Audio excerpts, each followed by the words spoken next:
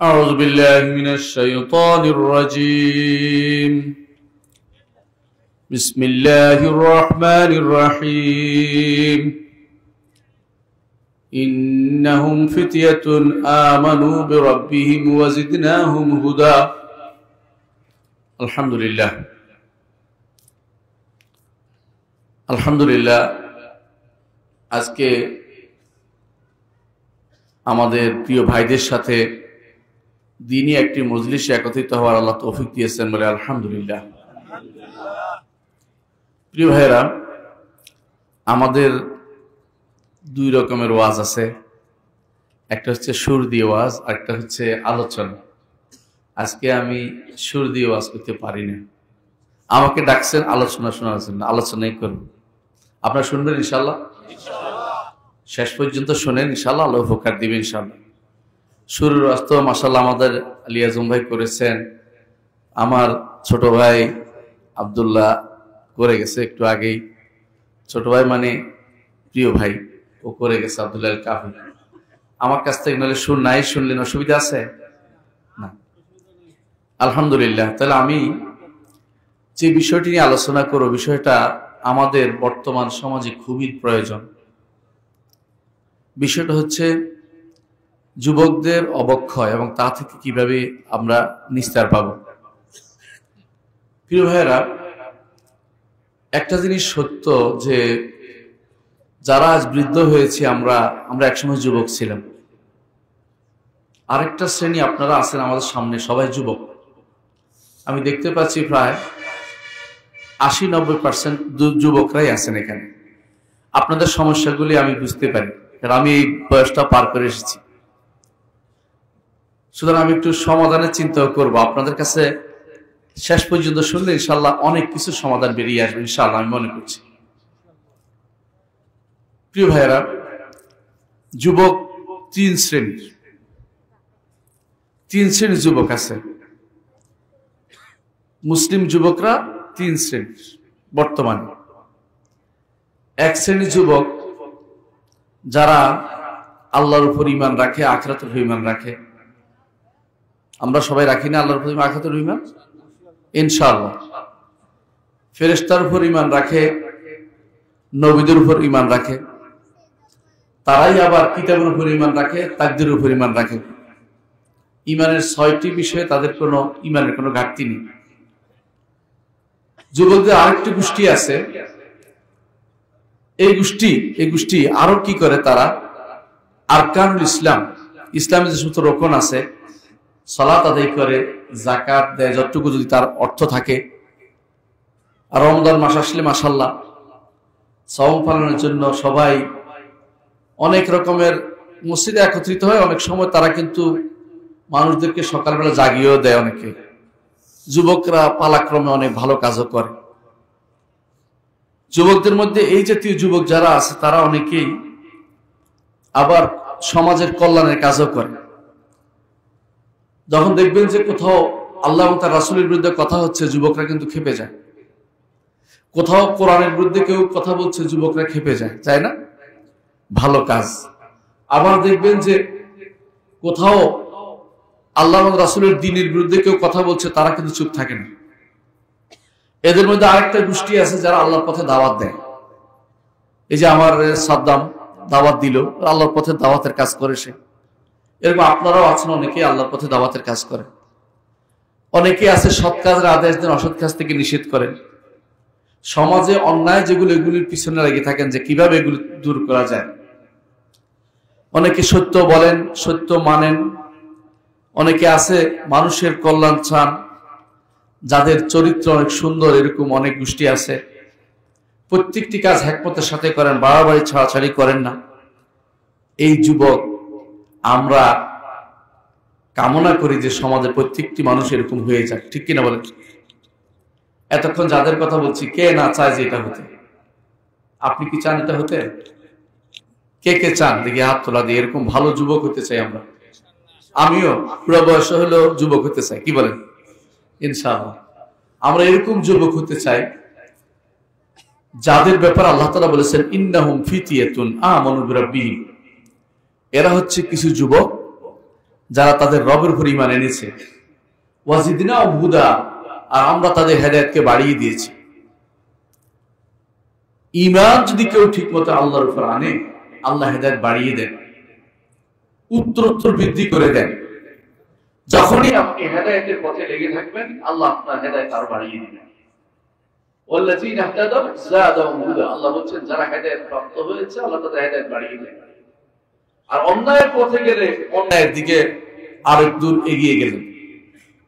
আপনি যদি কোন মসজিদের দিকে এক পা আগান, আল্লাহ তাআলা আপনার তার সন্তুষ্টি আপনার জন্য বেশি করে ঢেলে দেন। প্রতিটি কদমে যুবকদের জন্য সন্তুষ্টি লিখিত আছে, বৃদ্ধদের জন্য আছে। অর্থাৎ মসজিদের দিকে আপনি এগিয়ে গেলে আল্লাহ তাআলা আপনাদের এগিয়ে আসবেন। রাসূলুল্লাহ সাল্লাল্লাহু আলাইহি ওয়াসাল্লাম বলেছেন, হাদিসে কুদসিতে আল্লাহ তাআলা বলেন, কোন বান্দা যদি আমার কাছে এক বিগত এগিয়ে আসে, আমি তার জন্য এক হাত এগিয়ে আসি। কি জন্য? পুরস্কার দেওয়ার জন্য। আর যদি কেউ এক হাত এগিয়ে আসে, আমি তার জন্য পুরো এক গজ মানে 2 হাত এগিয়ে আসি। যখন এক বার বলা হয় তখন আমি পূর্ণ এক বার তার জন্য এগিয়ে আসি। হাতের দূর, বাড়ের দূর, মানে এর দূর পর্যন্ত, মানে বোঝানোর জন্য বেশি এগিয়ে আসে। আর কি রাসূল বলেছেন যে কেউ যদি আমার দিকে হেঁটে আসে, আমি তার দিকে দ্রুত বেগে তার দিকে আসি। আল্লাহ তাআলার বাণী সত্য না অসত্য? সত্য। বর্ণনা করছেন কে? রাসূলুল্লাহ সাল্লাল্লাহু আলাইহি ওয়াসাল্লাম। আল্লাহর কথা রাসূল বর্ণনা করছেন। সুতরাং এই বান্দারা যারা হেদায়েতের পথে আছে, আল্লাহ তাআলা তাদের হেদায়েত বাড়িয়ে দিন, আমিন। আরেক গোষ্ঠী আছে যুবকদের মধ্যে যারা পথভ্রষ্ট, আমাদের সমাজে আছে। আপনিও দেখবেন রাস্তার কোনায় দাঁড়িয়ে আছে, আপনার ছেলে আপনার মেয়ে স্কুলে যেতে পারছে না, মাদ্রাসা যেতে পারছে না, রাস্তার পাশে বসে গান বাজাচ্ছে উচ্চ স্বরে, পাশের দাম পিটাচ্ছে, আপনি ঘুমাইতে পারছেন না। এরকম যুবকও আছে। আকীদা নষ্ট, চালচলন নষ্ট, ইবাদতে সবকিছু উল্টাপাল্টা, অহংকার হয়ে আছে এবং হক সে কখনো গ্রহণ করে না, হক দিলেও গ্রহণ করে না। বাতিল যদি পায় সবার আগে সেদিকে এগিয়ে যায়। এমনকি তার কর্মকাণ্ড সব হচ্ছে কিরকম? আমিত্ব, আমি সব করব, আমি পাবো, আমি করব, এরকম একটা যুবক তার মধ্যে কাজ করে। দুনিয়ার জন্য যেন তাকে সৃষ্টি করা হয়েছে, সেও দুনিয়ার জন্য। দুনিয়া পাইলে সে খুশি, হালাল হারামের কোনো তোয়াক্কা করে না। আবার তা কি করে? সে যখন সে কোনো কিছু অন্যায় দেখে এটা নিতে চায়, কোনো বাধা দেয় না, তাকে বাধা দেয় না। এরকম যুবক আমাদের সমাজে আছে কিনা? আছে কিনা? আছে। এরকম যুবকও আছে। আরেক ধরনের যুবক আছে, এরা বড় সমস্যা আছে ভাই। 2 ধরন আছে, একদম আল্লাহ স্পেশাল বান্দা যারা। আরেক ধরন আছে একেবারে পথভ্রষ্ট গোষ্ঠী আছে। আল্লাহ তাআলা উভয়ের জন্যই আল্লাহ তাআলা তাদের রব। কখন কাকে হেদায়েত দেয় কেউ বলতে পারবে না, আবার কখন আল্লাহর পথ থেকে দূরে সরিয়ে দেয় কেউ বলতে পারবে না। এই জন্য কেউ যেন অহংকারী না হয়ে যায়, যে হেদায়েত প্রাপ্ত যুবক আছে সেজন্য হেদায়েতে লেগে থাকে, আর যে যুবক পথভ্রষ্ট হয়ে আছে সে যেন ফিরে আসে আল্লাহর দিকে। আল্লাহ প্রতিদিন তার বান্দাকে ডাকেন। শেষ রাত্রিতে তিনি প্রথম আসমানে নেমে এসে ডাকতে থাকেন, হাল মিন মুস্তাগফিরিন ফাগফির লাহ। এমন কেউ কি আছে আমার কাছে ক্ষমা চাইবে, আমি তাকে ক্ষমা করে দেব। আল্লাহু আকবার। ইয়া ইবাদিয়াল্লাযিনা আসরাফু আলা আনফুসিহিম লা তাকনাতু মির রাহমাতিল্লাহ। হে আমার বান্দারা যারা নিজের নফসের উপর জুলুম করেছো, আল্লাহর রহমত থেকে নিরাশ হইও না। আল্লাহর রহমত থেকে নিরাশ হয়নি, আল্লাহর রহমত থেকে নিরাশ হয়নি। যুগে যুগে বড় বড় গুনাহগাররা তওবা করে আল্লাহর দরবারে ফিরে এসেছে। যে ব্যক্তি 101 জনকে মেরেছে, তাকেও তো আল্লাহ কবুল করে শেষ পর্যন্ত গুনাহ ক্ষমা করেছে। সুতরাং আর যারা অপরাধী আছে আমার যুবক সম্প্রদায় ভাইদেরকে বলবো, আল্লাহ তাআলা আপনার জন্য বিছিয়ে রেখেছেন তার রহমতের ডানা। আল্লাহ তাআলা তার ক্ষমাকে বিছিয়ে রেখেছেন। হতাশ হওয়ার কোনো কারণ নেই। আল্লাহ তাআলা বলছেন লা তাকনাতু মির রাহমাতিল্লাহ, আল্লাহর রহমত থেকে নিরাশ হবেন না। আসুন, ফিরে আসুন আল্লাহর দিকে। এই ফিরে আসার নামই হচ্ছে তওবা। তওবা অর্থই ফিরে আসা। আমরা তওবা অর্থ অনেকেই বুঝি পাগড়ি দিয়ে কেউ ধরে কারো কিছু বলা, এগুলি না। আল্লাহর দিকে ফিরে আসা, এই আল্লাহর দিকে ফিরে আসাই হচ্ছে, আল্লাহ তাআলা বলেছেন ফাফিরু ইলাল্লাহ, আল্লাহর দিকে পালিয়ে আসো। কেন পালিয়ে আসতে হবে? কারণ অন্যদিকে গেলে যে আপনার পালানোর কোনো জায়গা নেই। লা মালজা ওয়ালা মানজা ইল্লা ইলাইকা। রাসূলুল্লাহ সাল্লাল্লাহু আলাইহি ওয়াসাল্লাম রাতের শোয়ার সময় দোয়াটির কথা বলেছেন, তাতে আছে যে পালানোর কোনো জায়গা নেই, নাজাত পাবার কোনো জায়গা আমার নেই। আমরা কি পালাতে পারবো? কোথায় যাব বলেন তো? মরে গেলেও তার কাছে, তাই না? মরার পরে হাসরের মাঠে যখন উঠবো, বিশাল মাঠ, যুবক, হে যুবক, আমি কি পালাতে পারবো? আপনি পালাতে পারবেন? কোথাও যেতে পারবেন না। ওয়াল মালাকু আলা আরজাইহা ওয়া ইয়াহমিলু আরশা রাব্বিকা ফাওকাহুম ইয়াওমাইযিন সামানিয়া। ফেরেশতারা ওই বিশাল মাঠের চারপাশে পাহারা দিবে। কেউ যে বলবে যে আমাকে বোধহয় ভুলে যাবে, তা কিন্তু না। লাকাদ আহসাহুম ওয়া আদ্দাহুম আদ্দা ওয়া কুল্লুহুম আতি ইয়াউমাল কিয়ামাতি ফারদা। আল্লাহ একটা একটা করে গুণে রেখেছেন। এই লক্ষ কোটি কোটি কোটি প্রাণী, মিলিয়ন বিলিয়ন প্রাণী, কেউ হাসরের মাঠ থেকে পালাতে পারবে না। আল্লাহ বলছেন একটা একটা করে তিনি হিসাব নিবেন, একজন একজন করে আপনার হিসাব নিবেন, আমারও নিবেন। মনে করেন না শুধু হুজুরের হিসাবটা নিবে, আমার মতো নিবে না, আপনারও কিন্তু হিসাব নিবে। যত তাড়াতাড়ি সম্ভব আল্লাহর দিকে প্রত্যাবর্তনের মধ্যে আমার মর্যাদা রয়েছে। যত তাড়াতাড়ি ফিরবেন তত তাড়াতাড়ি আল্লাহ তাআলা আপনাকে তার রহমত দিয়ে ঢেকে দিবেন। রাসূলুল্লাহ সাল্লাল্লাহু আলাইহি ওয়াসাল্লাম বলেছেন, আল্লাহ তাআলা বান্দার তওবাতে এত খুশি হয় ওই ব্যক্তির মতো যে ব্যক্তি মরুভূমিতে আছে। মরুভূমিতে তার উটের সাথে খাবার আর পানীয় আছে। কোন এক জায়গাতে বসে সে একটু ঘুমাই নিচ্ছে, মনে করছে যাবে, উঠে দেখে খাবারও নাই, উটও নেই। এদিক সেদিক ঘুরে না পেয়ে দেখে মনে করলো আর মরে যাচ্ছি, থাক মরেই যাই। শুয়ে গেছে যে আর উঠার কোনো সুযোগ নেই। ঘুম থেকে উঠে দেখে, চোখ খুলে দেখে যে চোখের সামনে ওটও আছে, খাবারও আছে। চিৎকার করে বলে উঠলো, আল্লাহ তুমি আমার বান্দা, আমি তোমার রব। মানে ভুল করে ফেলছে অতি সাহায্যে। আল্লাহ তাআলা ভুল করেন না, কিন্তু তিনি এত খুশি হন, বান্দার তওবাতে তিনি খুশি হন। আল্লাহ তাআলা আপনাকে ডাকছেন বারবার, যত অপরাধী হোক আপনি কিন্তু ফিরে আসবেন। সুতরাং হে যুবক, আপনাকে বলছি আপনি আল্লাহর দরবারে ফিরে আসুন, আল্লাহর দরবারে ফিরে আসুন। এখনো সময় আছে। যতক্ষণ পর্যন্ত মৃত্যুর বড় নিঃশ্বাস না আসবে ততক্ষণ পর্যন্ত আল্লাহ আপনাকে ক্ষমা করবেন। কিন্তু বড় নিঃশ্বাস আসলে আল্লাহ ক্ষমা করবেন না। কেন করবেন না জানেন? ওই সময় আপনি আখিরাত দেখে ফেলেছেন, আখিরাতের ফেরেশতা আপনি দেখে ফেলেছেন, ফেরেশতা দেখে ফেলেছেন। এখন আর আপনার শ্বাস বের হচ্ছে, এখন আর তওবা কবুল হবে না। এই জন্য ফেরাউনের তওবা সে সময় কবুল হয় নাই। ফেরাউন কি বলেছিল? আমানতু বিল্লাযী আমানাত বিহি বানু ইসরাঈল। বনু ইসরাঈল যেটাতে ঈমান আনছে, আমি এটাতে ঈমান আনলাম। আল্লাহ তাআলা কি বলছেন? আল-আনা ওয়া ক্বাদ আসাইতা ক্বাবলু ওয়া কুনতা মিনাল মুফসিদিন। এখন তুমি তো বিশাল বড় দুনিয়ার থেকে ফেতনা ফাসাদকারী ছিলে, এখন তোমার তওবা তো আর কবুল করা হবে না। হে যুবক, আপনাকে বলছি ফিরে আসেন আল্লাহর দিকে। আপনি জানেন না কখন আপনার মৃত্যু হতে পারে। যে ঘুম আমি যাই, ঘুম থেকে আপনার বন্ধু কিন্তু জাগ্রত হয়নি। যুবক অনেকেই কবরে চলে গেছে আর জাগ্রত হয়নি। অনেক যুবক কিন্তু ঘুমেই শেষ হয়ে গেছে। আপনাকে আল্লাহর দরবারে ফিরে আসতেই হবে। এই দুই শ্রেণীর কথা আমি এতক্ষণ বলেছি। এক শ্রেণী আল্লাহর ইবাদতের মধ্যে আছে, আরেক শ্রেণী আল্লাহর অবাধ্যতার মধ্যে আছে। তৃতীয় একটি শ্রেণী আছে যা আমাদের সমাজে সবচেয়ে বেশি। তারা কারা? ক্ষণিক ভালো, ক্ষণিক খারাপ। কিছুক্ষণ ভালো থাকে, কিছুক্ষণ ভালো থাকে, খারাপ হয়ে যায়। হক চিনেছে, আল্লাহ রাসূল কি বলেছেন তা বুঝতে পেরেছে। আবার সমাজের মধ্যে আছে, সমাজটাও ভালো। আপনাদের এই আহলে হাদিস সমাজ কত সুন্দর সমাজ, আল্লাহু আকবার। আমাদের এক ভাই বলছিল যে যদি কোনোদিন বাড়ি ঘর করি, আহলে হাদিস সমাজে বাড়ি ঘর করবো, অন্তত বাড়িটা ভেঙে দিবে না, আগুন লাগাই দিবে না। এই সুন্দর সমাজের মধ্যে সে বসবাস করছে, তার আনন্দও হয়, কিন্তু মাঝে মধ্যে তাকে শয়তান পেয়ে বসে। কিভাবে? শয়তান তার অন্তরের মধ্যে আকীদাগত সন্দেহ ঢুকিয়ে দেয়, আকীদাগত সন্দেহ ঢুকিয়ে দেয়। কিরকম?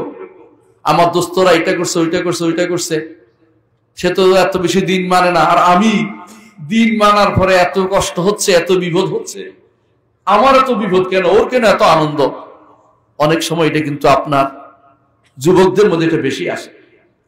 তাদেরকে আমি স্মরণ করে দিতে চাই, মুহাম্মদ রাসূলুল্লাহ সাল্লাল্লাহু আলাইহি ওয়াসাল্লাম বলেছেন, আশাদ্দুন নাসি বালাল আম্বিয়া তুম্মাল আমসালু ফাল আমসাল। দুনিয়ার বুকে সবচেয়ে বেশি বিপদে থাকবে নবীরা, ছিলেন নবীরা, বিপদে ছিলেন নবীরা। তারপর নবীদের কাছে যারা, অর্থাৎ তারা মর্যাদার দিক থেকে নবীদের কাছাকাছি যে পর্যায়ে পৌঁছবে, ভালো মানুষ যারা, তাদেরকে আল্লাহ তাআলা একটু বিপদ বেশিই দেন। বিপদ একটু বেশি দেন কেন জানেন? বাজিয়ে নিতে চান, ঈমানটা পরীক্ষা করতে চান। আহাসিবান নাসু আন ইউতরাকু আন ইয়াকুলু আমান্না হুম লা ইফতানুন ওয়া লাকাদ ফাতান্নাল্লাযীনা মিন ক্বাবলিহিম ফালা ইয়ালামান্নাল্লাহু আল্লাযীনা সাদাকু ওয়া লা ইয়ালামান্নাল কাযিবিন। মানুষকে মনে করেছে ঈমান আনছে বলে ছেড়ে দেওয়া হবে, কখনো না। আগেকার লোকদেরও পরীক্ষা করেছেন, আবার এখনকার লোকদের তিনি পরীক্ষা করবেন।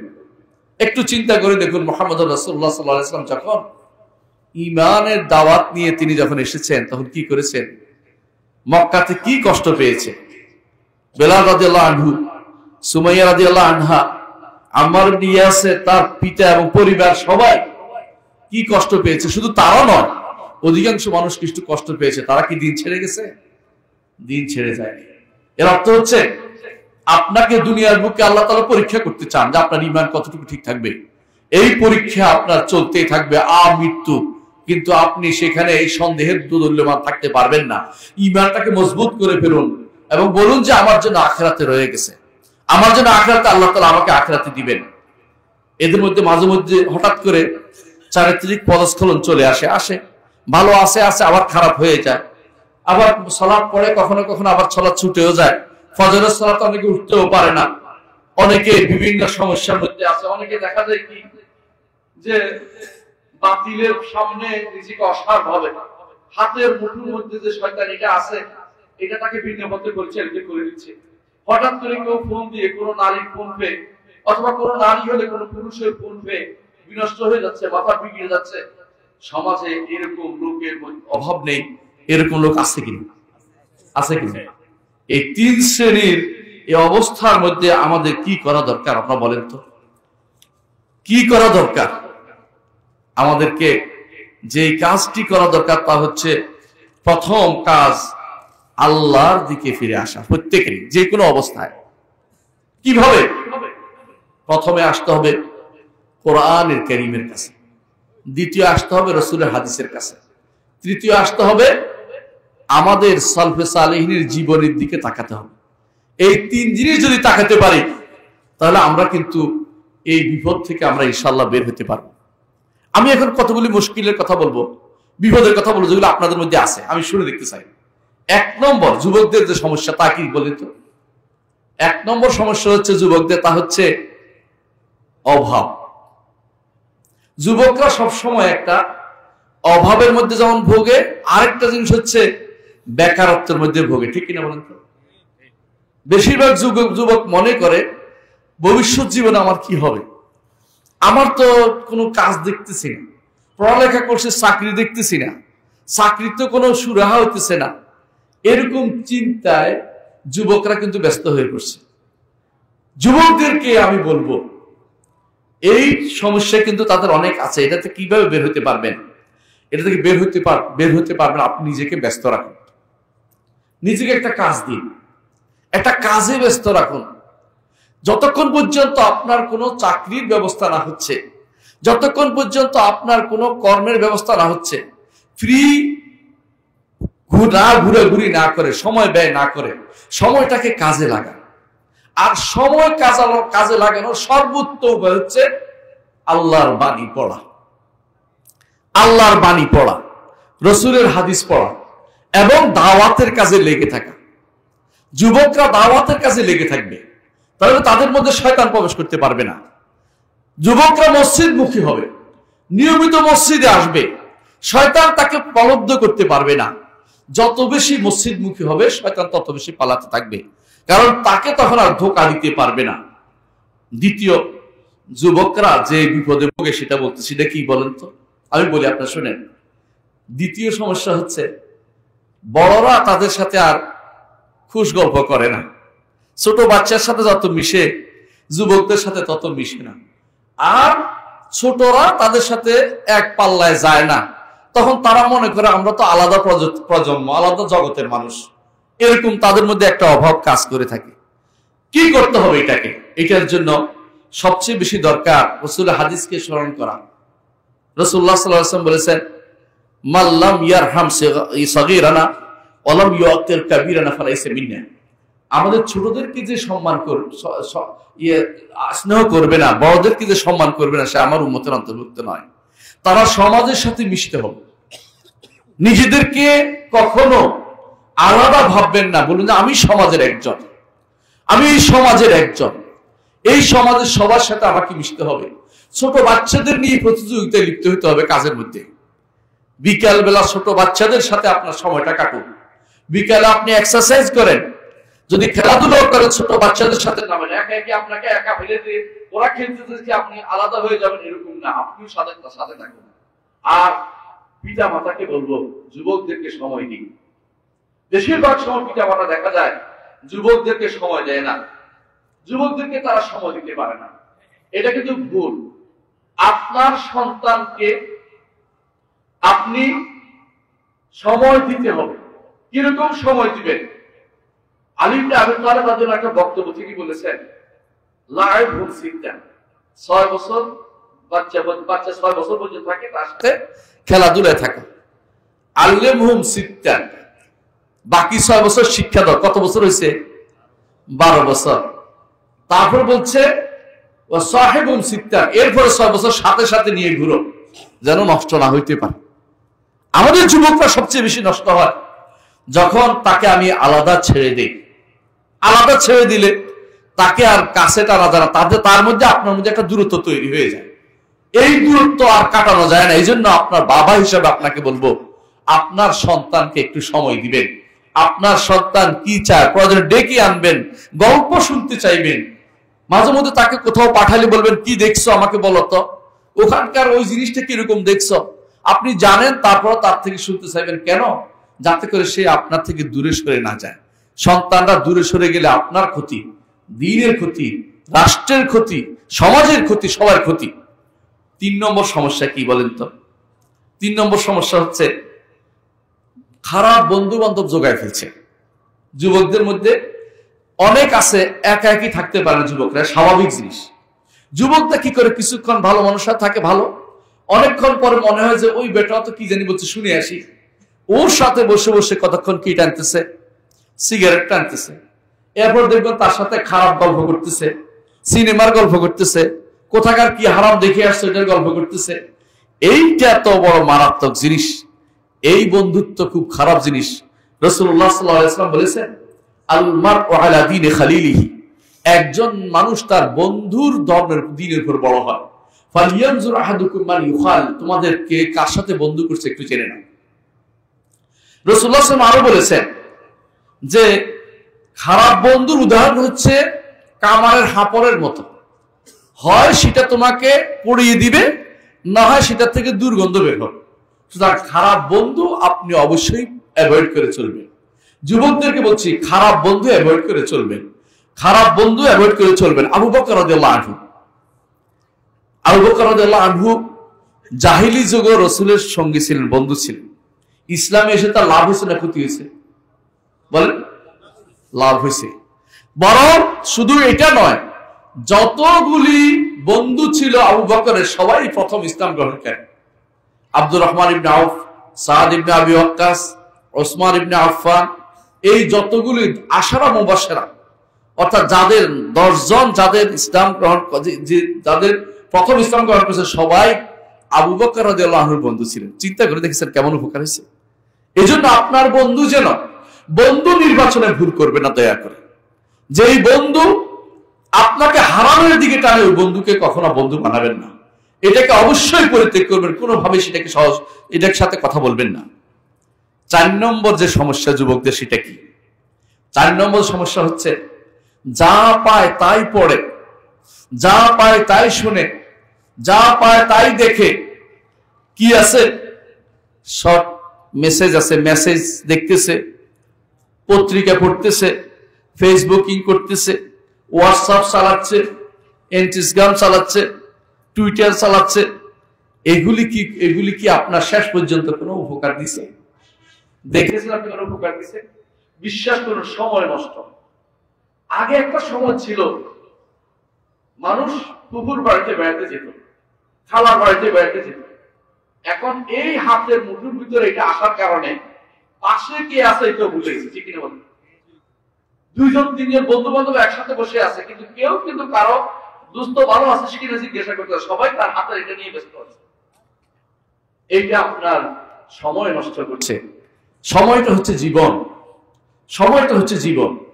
আল্লাহ তাআলা বলছেন ইন্নাল ইনসানা লাফি খুসর ওয়াল আসর ইন্নাল ইনসানা লাফি খুসর। সময়ের শপথ, প্রত্যেকটা মানুষ ক্ষতিগ্রস্ততার মধ্যে আছে। ইল্লাল্লাযীনা আমানু ওয়া আমিলুস সালিহাত ওয়া তাওয়াসাউ বিল হক ওয়া তাওয়াসাউ বিস সবর। 4টি কাজ যে ব্যক্তি করবে এর বাইরে যেটাই হলো ক্ষতিগ্রস্ত হবে। একটা কি? ঈমান, আমলে সালেহ, দাওয়াত, সবর। এই 4টি কাজের মধ্যে আপনার সময় ব্যয় করতে হবে। এর থেকে এদিক সেদিক সময় ব্যয় করছে, এটা আপনার জন্য ক্ষতির কারণ আছে। যুবকদের বলছি, সারা রাত ধরে শুয়ে শুয়ে আপনি যেটা করেন এটা আল্লাহ দেখছে কি? আল্লাহ দেখেন না? না, আল্লাহ দেখেন।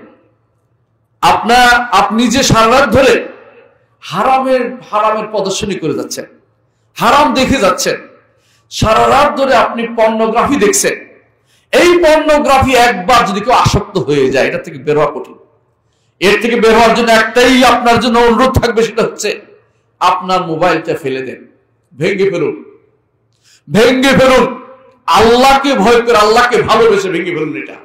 দ্বিতীয় একটা বাটন সেট নেন, যা দিয়ে আপনি আর ওই পর্নোগ্রাফি দেখার সুযোগ পাবেন না। আপনি হয়তো বলতে পারেন যে আমি কিভাবে যোগাযোগ রাখবো?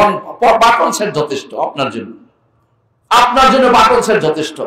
কারণ আপনাকে এটা ডুবাবে দুনিয়া আখিরাতে সামান্য কিছু মজা, চোখের মজা পাওয়ার জন্য। আপনি কিন্তু দুনিয়া আপনার আখিরাত বরবাদ করে দিচ্ছেন। যে জীবনের কোনো শেষ নাই, জীবনের শেষ আছে, আখিরাতের শেষ নাই। সে জীবন কানলে কি আবার ফেরত দিবে? দুনিয়াতে দিবে না। সেদিন কি বলবে? রব্বির জিউনি লাআল্লি আমালু সালিহান ফিমা তারাক। আল্লাহ একটু ফেরত দেন, এবার গেলে আর কোনোদিন এই সবকিছু দেখবো না, শুধু আমল সালেহ করব। আল্লাহ কি বলবেন? কাল্লা ইন্নাহা কালিমাতুন হুয়া কাইলুহা। কখনো নয়, এটা কথার কথা, এটা বলবেই তারা, এরা কোনোদিন ঠিক হবে না। আল্লাহর দিকে এখনই ফিরে আসার সময়, যে কোনো সময় ছেড়ে দেন এই বাটন, এই ফোনগুলি ছেড়ে দেন। বাবা মার সাথে ঝগড়া করে কিনেছেন, বাবা বিদেশে আছে, টাকা না পাঠালে মরে যাবেন, বাবা ভয়ে পাঠাইছে, বাবাকে ভীত করে যেটা নিয়েছেন, এটা ভালো কাজ হয়। বাবার কাছে ফেরত দিয়ে দেন, যেটা আমার দরকার নেই, আমার একটা বাটন সেট হলে যথেষ্ট, আমি হারামের ভিতরে ঢুকবো না। কারণ এটা একবার ঢুকলে আপনাকে হারামের দিকে নিয়ে যাবে, হারামের দিকে নিয়ে যাবে, হারাম থেকে বের করতে পারবেন আপনাকে। এই জন্য যদি আপনার সময় থাকে, চোখটাকে কাজে লাগান। চোখটাকে সবচেয়ে উত্তম কাজে কি জানেন? আল্লাহর বাণী পড়া, আল্লাহর বাণী পড়া। মসজিদে এসে 5 মিনিট আগে আসেন না, অসুবিধাটা কি? 10 মিনিট আগে আসেন না, আজানের পরপরই চলে আসেন। আজানের পরপরই এসে যদি আপনি সুন্নতটা পড়েন, আমাদের সমাজ এখন সুন্নত উঠে গেছে, সুন্নতটা পড়া কিন্তু জরুরি। প্রতিদিন আল্লাহ আপনার জন্য জান্নাতে একটা ঘর বানায়। আল্লাহু আকবার। 12 রাকাত সুন্নত যদি একদিন পড়তে পারে, আল্লাহ শুকরিয়া আদায় করুন, আল্লাহ আজকে আমার একটা ঘর হয়েছে। পারবেন না? যত বছর বাঁচেন এত একটা ঘর হচ্ছে জান্নাতে আপনার জন্য। কি সুন্দর ঘরটা হবে যদি দেখেন একটা ঘর হয়েছে, কমপ্লিট হয় নাই, কারণ আপনি যে কিছু বাদ দিছেন। এই জন্য প্রতিদিন আল্লাহ আপনার জন্য একটা ঘর বানাবে। 12 রাকাত যদি কোনো কেউ পড়ে, তাহলে আল্লাহ তার জন্য একটা ঘর বানাবে। বিশাল ব্যাপার আপনার জন্য। সুতরাং এই আগে এসে মসজিদে এসে সালাত পড়েন, সুন্নতটা পড়েন, পড়ে যে সময়টা পাবেন একটা কোরআন শরীফের একটা সূরা পড়েন, যা পড়তে পারেন। কোরআন পড়তে পারেন না, আপনার মতো দুর্ভাগ্য আর কেউ নেই। আল্লাহর বাণী পড়তে পারি না, আল্লাহর বাণী পড়ার জন্য ইমাম সাহেবের সাথে লেগে যান। ইমাম সাহেব আমাকে শিখিয়ে দেন, আপনাকে প্রয়োজনে আদাওয়াত খাওয়াবো, পয়সা দিব, তারপরে ইমাম সাহেবকে খুশি করাইয়া, ইমাম সাহেব তো অল্পতেই খুশি যে ছেলে কোরআন পড়তে আসছে, আপনি কি জানেন আসলে কিন্তু খুশি হয়, আপনি দেখবেন যে আসলে খুশি হবে। আল্লাহর ওয়াস্তে যুবকদেরকে বলবো এই সময়টা কাজে লাগান, এটা আপনার জন্য আখিরাতে কাজে লাগবে। এই যে সময়টুকু আপনি দিচ্ছেন, কষ্ট করে পড়তেছেন কোরআন, রাসূলুল্লাহ সাল্লাল্লাহু আলাইহি ওয়াসাল্লাম বলেছেন তার জন্য ডবল সওয়াব আল্লাহ তাআলা লিখেছেন। আল্লাহু আকবার, ডবল সওয়াব, কষ্ট করছেন এই জন্য। সুতরাং সময়টা কাজে লাগান। আরবি পড়বো না, অনুবাদ পড়েন, আরবি অনুবাদ করতে পারেন, তাফসীর পড়েন, যদি এটা না পারেন হাদিস পড়েন। রিয়াদুস সালেহিন এমন এক হাদিসের কিতাব, আল্লাহু আকবার, পড়বেন আর হেদায়েত যেন গ্রহণ করছে। রিয়াদুস সালেহিন পড়েন, ঘরে ঘরে আছে আপনাদের, দয়া করে রিয়াদুস সালেহিন পড়েন, হাদিসের গ্রন্থটা। আর সাহাবায়ে কেরামের জীবনী পড়েন, তাবেঈদের জীবনী পড়েন, ইমামদের জীবনী পড়েন। একটা গ্রন্থ আছে মহৎ প্রাণের সান্নিধ্যে, আপনারা দেখেছেন, ইমাম জাহাবির লেখা, সংক্ষিপ্ত, আমার সম্পাদনায় বের হয়েছে, পাইলে এটা কিনেন। এটা টাকা আমি পাইনি, আমি শুধু বলছি শুধু কেনার জন্য, কেন আপনি এটা উপকৃত হবেন। ভালো একটা বই আপনি পড়বেন, জীবনী পড়বেন। যারা এই কোরআন পড়ে চোখকে কাজে লাগিয়েছে, আপনার চোখের হিসাব দিতে হবে কিনা, হিসাব দিতে হবে। এই চোখ যে হারামের দিকে তাকাচ্ছেন, জবাব কে দিবে?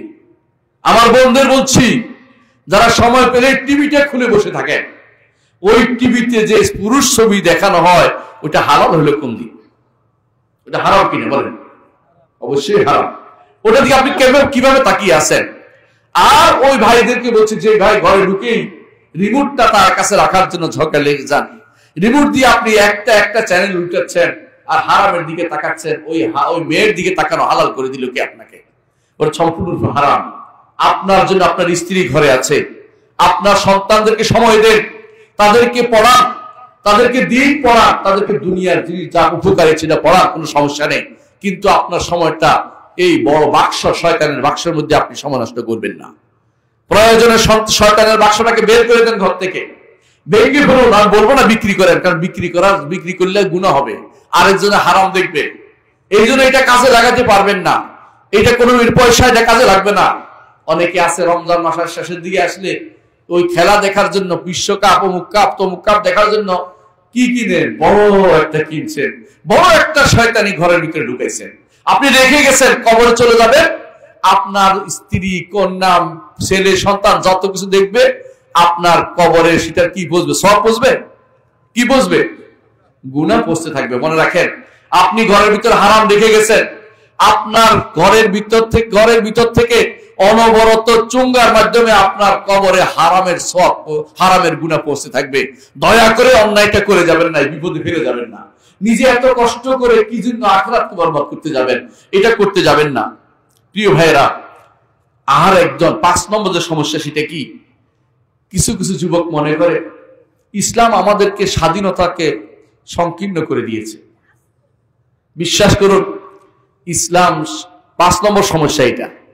সে এটা চায়, ওটা চায়, উন্মুক্ত, এটা করতে চায়, ওটা করতে চায়। ইসলাম তো সংকীর্ণ করে দিয়েছে মনে করে। বিশ্বাস করুন, ইসলাম ওই পুরোপুরি সংকীর্ণ করে দেয়নি, হালাল বিকল্প দিয়ে দিয়েছে। ব্যভিচারের বিকল্প দিয়েছে কি বলেন? বিবাহ দিয়েছে কিনা? দিয়েছে।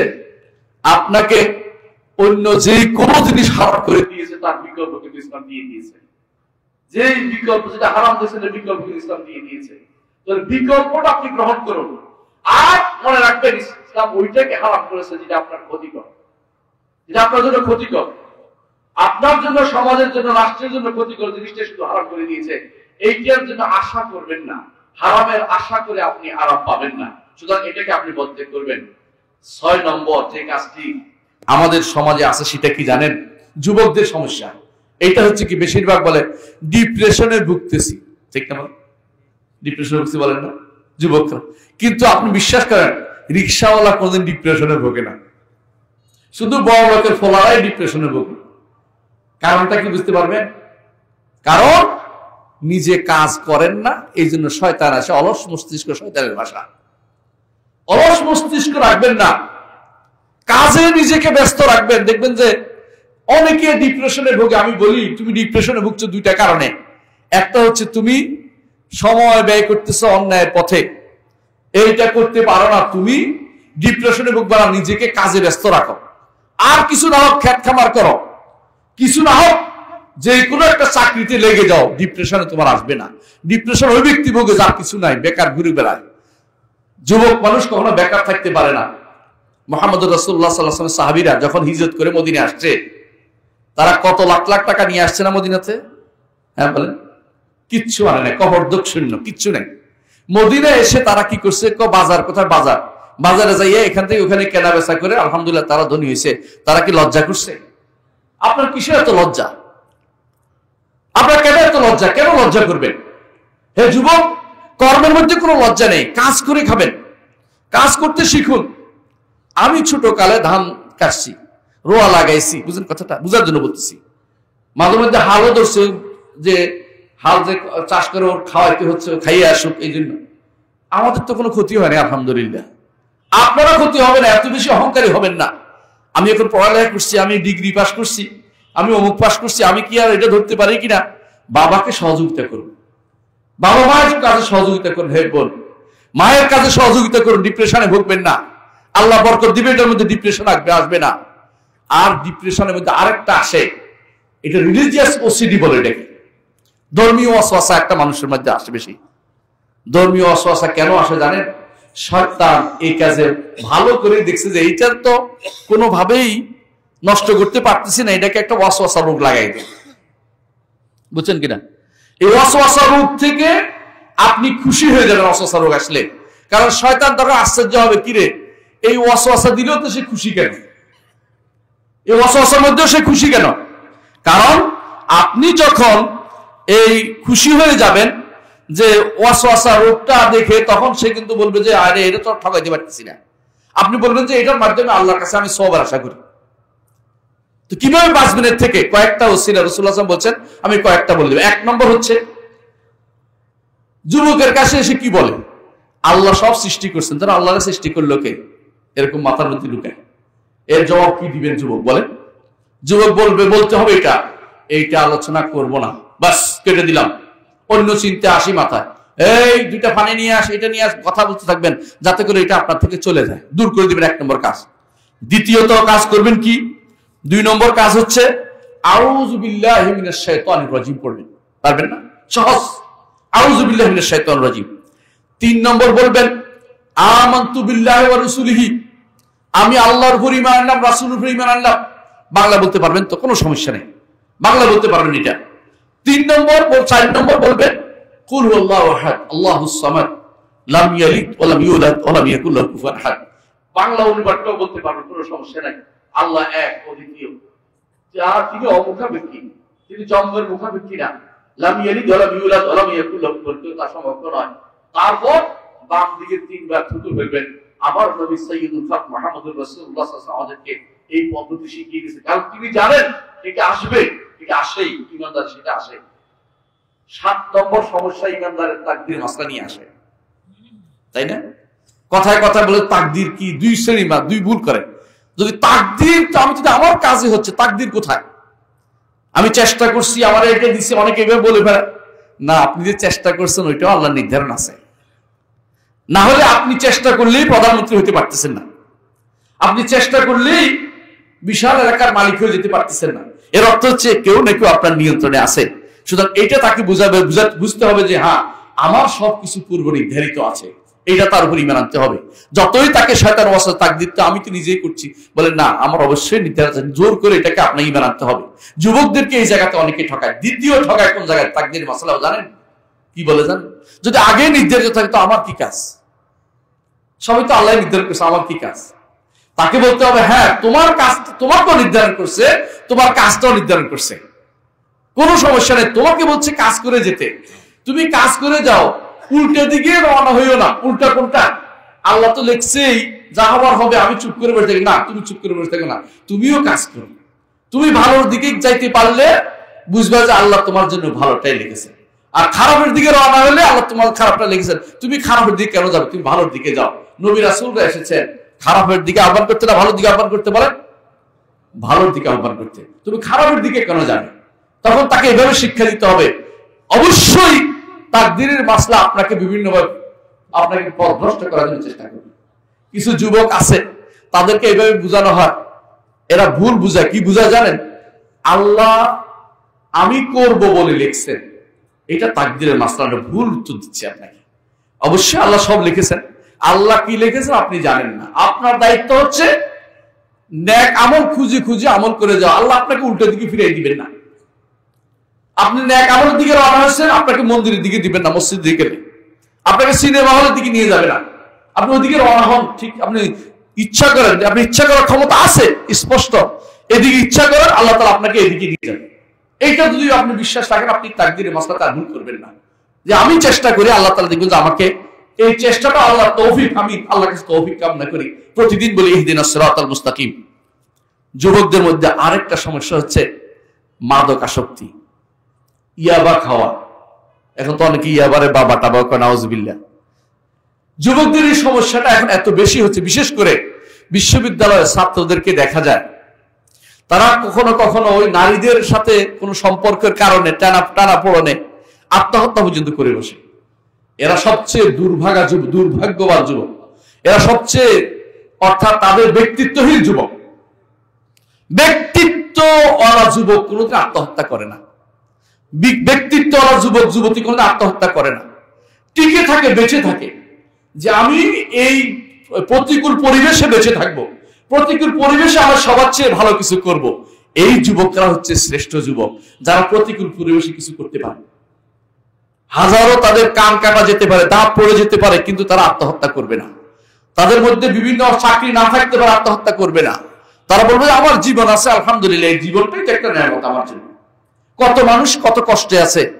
যুবক যদি চিন্তা করতো যে আমাকে আল্লাহ দুইটা হাত দিয়েছে সুন্দর, আমাকে দুইটা পা দিয়েছে, আমাকে চোখ দিয়েছে, আর কত মানুষ রাস্তায় ঘুরছে, হাত নাই, চোখ নাই। এমনকি একটা যুবকের একটা বিবেক, সুবহানাল্লাহ। হাসান ইবনে আলী রাদিয়াল্লাহু আনহু, নাম শুনেছেন? রাসূলের নাতি, বড় নাতি। একজন দেখলেন যে এক লোকে উল্টাপাল্টা বলতেছে, তিনি ওই দিন যা আছে হাতের কাছে সব সদকা করে দিলেন, বলে যে আল্লাহ যে আমাকে একটা বিবেক দিয়েছে, এর চেয়ে বড় নিয়ামত আমি আর খুঁজে পাচ্ছি না এখন ইমানের পরে আল্লাহ তাআলা একটা সুস্থ বিবেক আমাকে দিয়েছেন। হে যুবক, কেন আপনি নিজেকে নষ্ট করবেন? কেন আপনি মাদক গ্রহণ করবেন? কেন বেজিয়ে দিবেন? কেন আপনি গাড়া জাতীয় কি বলে এগুলিকে আঠা টানবেন, আগুন লাগে কেন টানবেন? যুবকদের নষ্ট হয়ে যাচ্ছে। এই যুবকদের জন্য আপনার সময় ব্যয় করা দরকার। আপনি তাদেরকে দেখলে বুঝিয়ে বলবেন, যুব জীবনটা কেন নষ্ট করছো? তোমার জীবনটা নষ্ট করে দিচ্ছে এই মাদক, তোমার জীবনটা নষ্ট করে দিচ্ছে। তাদেরকে অবশ্যই অ্যালকোহল থেকে, মাদক থেকে বাঁচাতে হবে। যুবকরা বুঝতে হবে যে এগুলো ইসলাম কেন হারাম করেছে, কারণ এটা কোনোদিন ভালোর দিকে নিয়ে যায় না, এটা কোনোদিন ভালোর দিকে নিয়ে যায় না। যুবকদের মধ্যে আরেকটা বড় সমস্যা এখন বর্তমানে, সেটা হচ্ছে বলে যে আমার বাবা মা ভিন্ন কাজে ব্যস্ত, আমি আমার খোঁজ খবর নেই। এটা দেখা যায় বিশেষ করে যে পরিবারে দুইজন চাকরি করে বাবা মা, ওই পরিবারটা সবচেয়ে দুর্ভাগ্যবান পরিবার। বাবা মা উভয় চাকরি করতে, আল্লাহ তাআলার ফিতরত বিরোধী কাজ এটা। কারণ পরিবারে একজন লোক থাকতে হয় দেখাশোনার জন্য। পরিবারের সন্তান যদি কোনো বুয়ার কাছে বড় হয়, বড় হলে বাবা মার প্রতি তার টান থাকবে না, বাবা মাও তার প্রতি টান থাকবে না। সন্তানের আগলে রাখার যে আনন্দ, মায়ের সন্তানকে কাঁধে তুলে চলানোর যে দায়িত্ব পিতার, তাকে যে সাথে নিয়ে হাত ধরে ধরে মসজিদে আনার যে আনন্দ, এটা যে ব্যক্তি অনুভব করে নাই, সেই ব্যক্তি সন্তানকে মানুষ করতে পারে নাই। আমানতের খেয়ানত করেছো বাবা, তুমি আমানতের খেয়ানত করেছো। ছোট কাল থেকে তুমি সন্তানকে তুমি কেন সাথে নিয়ে আসলে না? কেন মসজিদে নিয়ে আসো না ধরে ধরে, হাত ধরে? বৃদ্ধ হলে সে তোমাকে হাত ধরে নিয়ে আসবে। যুবক বয়সে তাকে তুমি হাত ধরে নিয়ে আসো, বৃদ্ধ হলে সে তোমাকে হাত ধরে নিয়ে আসবে। আমি আরব দেশের এক শেখকে দেখছি, তিনি তার সন্তানকে বলছেন, বৃদ্ধ হয়ে গেছেন, কোরআন পড়তেন, এখন তিনি কোরআন পড়তে পারেন না। সন্তানকে বলছে তুমি আমাকে কোরআন পড়ে শোনাও। সন্তানের কাজে সারাদিন বাবার কাছে বসে বসে কোরআন পড়ে, বাবা শুনে, আর মাঝে মধ্যে বাবা ভুল ধরে দেয়, শুদ্ধ করে দেয়, ঠিক করে দেয়, নারী শুনতে থাকে। এই যে আনন্দ, এটা পৃথিবীতে আর কোথাও আপনি খুঁজে পাবেন না, পৃথিবীতে আর কোথাও খুঁজে পাবেন না। দুনিয়ার সবচেয়ে বড় আনন্দ হচ্ছে 3 পুরুষের দোয়া, রব্বি আউজি'নি আন আশকুরা নি'মাতাকা আল্লাতী আন'আমতা আলাইয়া ওয়া আলা ওয়ালিদাইয়া ওয়া আন আ'মালা সালিহান তারদা ওয়া আসলিহ লি ফি যুররিয়্যাতি ইন্নী তুবতু ইলাইকা ওয়া ইন্নী মিনাল মুসলিমিন। 3 পুরুষের দোয়া। কি দোয়া করছে বুঝছেন? আল্লাহ, আপনি যে আমার নিয়ামত দিয়েছেন, শুকরিয়া আদায় করার তৌফিক দিন। এর শুকরিয়া আদায় করার তৌফিক দিন। বলতে পারবেন না বাংলায়? আল্লাহ আপনি আমার যে নিয়ামত দিয়েছেন শুকরিয়া আদায় করার তৌফিক দিন। আমার পিতা মাতার উপর যে নিয়ামত দিয়েছেন সেটার শুকরিয়া আদায় করার তৌফিক দিন। আর আমার সন্তানদেরকে নেক করুন। কয় পুরুষের দোয়া? 3 পুরুষের দোয়া। রব্বি আউজি'নি আন আশকুরা নি'মাতাকাল্লাতী আন'আমতা আলাইয়া ওয়া আলা ওয়ালিদাইয়া ওয়া আন আ'মালা সালিহান তারদা। আমি যেন নেক আমল করতে পারি। ওয়া আসলিহ লি ফি যুররিয়াতি, আল্লাহ আমার সন্তানদেরকে আপনি ঠিক করে দিন। 3 পুরুষের দোয়া এটা। 3 পুরুষের দোয়া। এই দোয়াটা আপনার প্রতিদিন করবেন আল্লাহর কাছে। পিতা মাতার জন্য দোয়া হবে, নিজের জন্য হবে, সন্তানের জন্য দোয়া হবে। এটা খুবই দরকার। শুধু পরিবারকে যারা এইভাবে রেখে এদিক সেদিক ঘুরে করছেন তারা কিন্তু বিশাল ভুল করে যাচ্ছেন। পিতা মাতা এই অন্যায় করে যাচ্ছেন, সন্তানরা কিন্তু পথ হারিয়ে যাচ্ছে আপনাকে রেখে। আর যুবকদের 10 নম্বর সমস্যা হচ্ছে যুবকরা বেশিরভাগ সময় বিয়ে শাদীতে দেরি করে যুবকরা বেশি বিপদে পড়ছে। পিতা আপনার সম্পদ থাকলে সন্তানকে সহযোগিতা করুন। এটা আপনার বিয়ে যত তাড়াতাড়ি করবেন এটা খুবই দরকার। বিয়ে তাড়াতাড়ি করিয়ে দেন তাকে সুস্থ রাখার জন্য। বিশ্বাস করুন, বিয়ের আগে মানুষ দুনিয়ার আবল তাবল চিন্তা করতে থাকে। বিয়ে করার পরে যুবক কিন্তু ঘরমুখী হয়। ঘরমুখী করার জন্য বিয়ের চেয়ে উত্তম কোনো প্রতিষেধক নাই। আপনার সন্তানকে, আপনার মেয়েকে, ছেলেকে বিয়ে দিয়ে দ্রুত আপনি পরিবার গঠন করতে তাকে শিখিয়ে দিন। এটা খুব দরকার। যত বেশি দেরি হবে তত আমাদের সমাজ নষ্ট হবে। সরকার তো 18 বলছে, আমাদের সমাজে 18 মধ্যে তো বিয়ে হয় না। দেখি বেশিরভাগ তো আরো বেশি পর্যায়ে বিয়ে করতেছে। কেন? যত তাড়াতাড়ি সম্ভব বিয়ে করা, যত তাড়াতাড়ি সম্ভব বিয়ে। 18 অপেক্ষা করতে আমি বলছি না, আমি বলছি যত তাড়াতাড়ি সম্ভব তাদেরকে বিয়ে দেন। আইনটা সব কত আইনে হবে, আল্লাহ বিধান সবার উপরে, আল্লাহর কথা সবার আগে রাখতে হবে। আপনার সন্তানকে যখন দেখবেন যে চোখে ধরা হয়ে গেছে, আপনার মেয়েকে কেউ খারাপ ভাবে কথাবার্তা বলা চিন্তা ভাবনা করতেছে, আপনি খোঁজ পান, খবর পান, বিয়ে দিয়ে দেন। ভালো ছেলে দেখে বিয়ে দিয়ে দেন। রাসূলুল্লাহ সাল্লাল্লাহু আলাইহি ওয়াসাল্লাম বলেছেন, ইজা জাআকুম মান তারদাউনা দীনাহু ওয়া খুলুকাহু ফাযাওয়িজুহু ওয়া ইল্লা তাকুন ফিতনাতুন ফিল আরদি ওয়া ফাসাদুন আলীম। যখন তুমি দেখবে এমন কোন ছেলে পাবে যার দ্বীনদারি এবং চরিত্র, চাকরির কথা বলে নেই, দ্বীনদারি এবং চরিত্র তাকে তোমার চমৎকৃত করবে, তার কাছে বিয়ে দিয়ে দাও। না দুনিয়া তাহলে ফিতনা ফাসাদে ভর্তি হয়ে যাবে। আর মেয়ে বিয়ে করার ক্ষেত্রে বলছে 4 কারণে মেয়ে বিয়ে করা হয়। এর মধ্যে উত্তম হচ্ছে ওই ব্যক্তি যে ব্যক্তি দ্বীনদারি দেখে বিয়ে করে। বাকিটার কথা আপনারা জানেন, এই জন্য বললাম না। দ্বীনদার দেখে মেয়ে বিয়ে করুন। দ্বীনদার এবং চরিত্রবান দেখে অতিরিক্ত একটা গুণ, সেটা হচ্ছে চরিত্রবান দেখে ছেলে পছন্দ করে বিয়ে দিয়ে ছেলেদেরকে এইভাবে ভালো অবস্থায় তাদেরকে বিয়ের ব্যবস্থাপনা করুন। প্রিয় ভাইরা, ইসলামে কিছু নমুনা দিয়েছে আমাদেরকে, যুবকদের কিছু নমুনা আছে।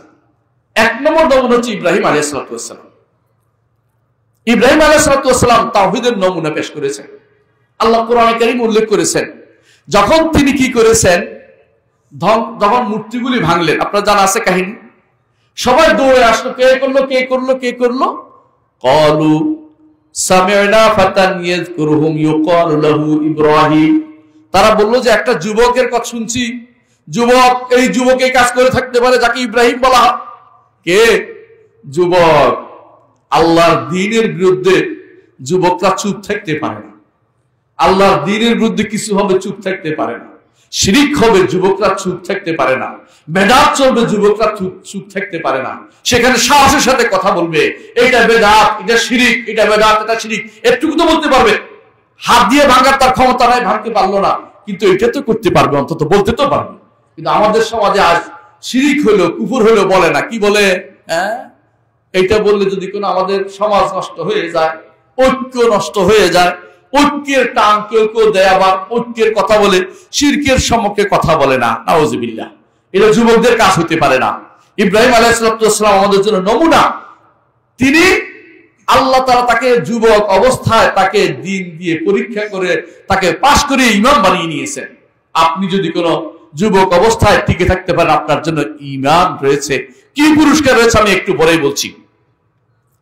দ্বিতীয় পুরস্কার, দ্বিতীয় যে নমুনা হচ্ছে ইউসুফ আলাইহিস সালাম, যে ঘরে প্রতিপালিত হয়েছেন, যার দাস তিনি আজিজ মিসর তাকে কিনে আনছে। তিনি তো যুবক মানুষ ছিলেন, জোর করে তার ভাইরা তারে বিক্রি করে দিয়েছে। তিনি তো কোনো দাস ছিলেন না, কিন্তু দাসত্বে পড়ে গেছেন তিনি। এমন সময় ওই যে ঘরে তিনি আসেন, এই ঘরের সুন্দরী নারী তার সাথে অপকর্ম করতে চেয়েছে, নাউযুবিল্লাহ। কিন্তু তিনি কি বলেছেন?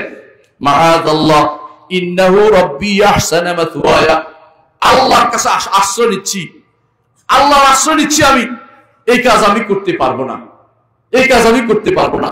যুবক, আপনার জন্য নমুনা হচ্ছে ইউসুফ আলাইহিস সালাম। আপনি ইউনিভার্সিটিতে পড়েন, আপনি কলেজে পড়েন, আপনি বিভিন্ন প্রতিষ্ঠানে পড়েন, আপনার সামনে, চোখের সামনে অনেক রকমের হারাম জিনিস আসবে। আপনি যদি কোনো ইউসুফ আলাইহিস সালামকে অনুসরণ করেন, আপনি সম্মানিত হবেন। আপনি সেটা অনুসরণ করে চলেন, সেটা অনুসরণ করে চলেন। ইসমাইল আলাইহিস সালামের কথা মনে করুন। আল্লাহ তাআলা তার সম্পর্কে বলেছেন, কি বলেছেন? ওয়াজকুর ফিল কিতাব ইসমাইল ইন্নাহু কানা সাদিকাল ওয়াদ ওয়া কানা রাসূলান নাবিয়্যা ওয়া কানা ইয়া'মুরু আহলাহু বিস-সালাতি ওয়াজ-যাকাতি ওয়া কানা 'ইনদা রাব্বিহি মারদিয়্যা। বলছে তিনি ওয়াদা পূর্ণ করে, আল্লাহ তিনি ওয়াদা করলে কোনোদিন ওটা পূরণ করতেন তিনি, এত কঠিন। একজন তাকে বলছে একটু দাঁড়াও, আমি ভাই বাসা থেকে আসি, এই কথা বলে বাড়িতে গেছে, ভুলে গেছে বাড়িতে। বুঝলেন না কথাটা? 3 দিন পরে আসে দেখেছে উনি দাঁড়ায় রয়েছে। চিন্তা করতে পারেন আপনি হলে কি করতেন?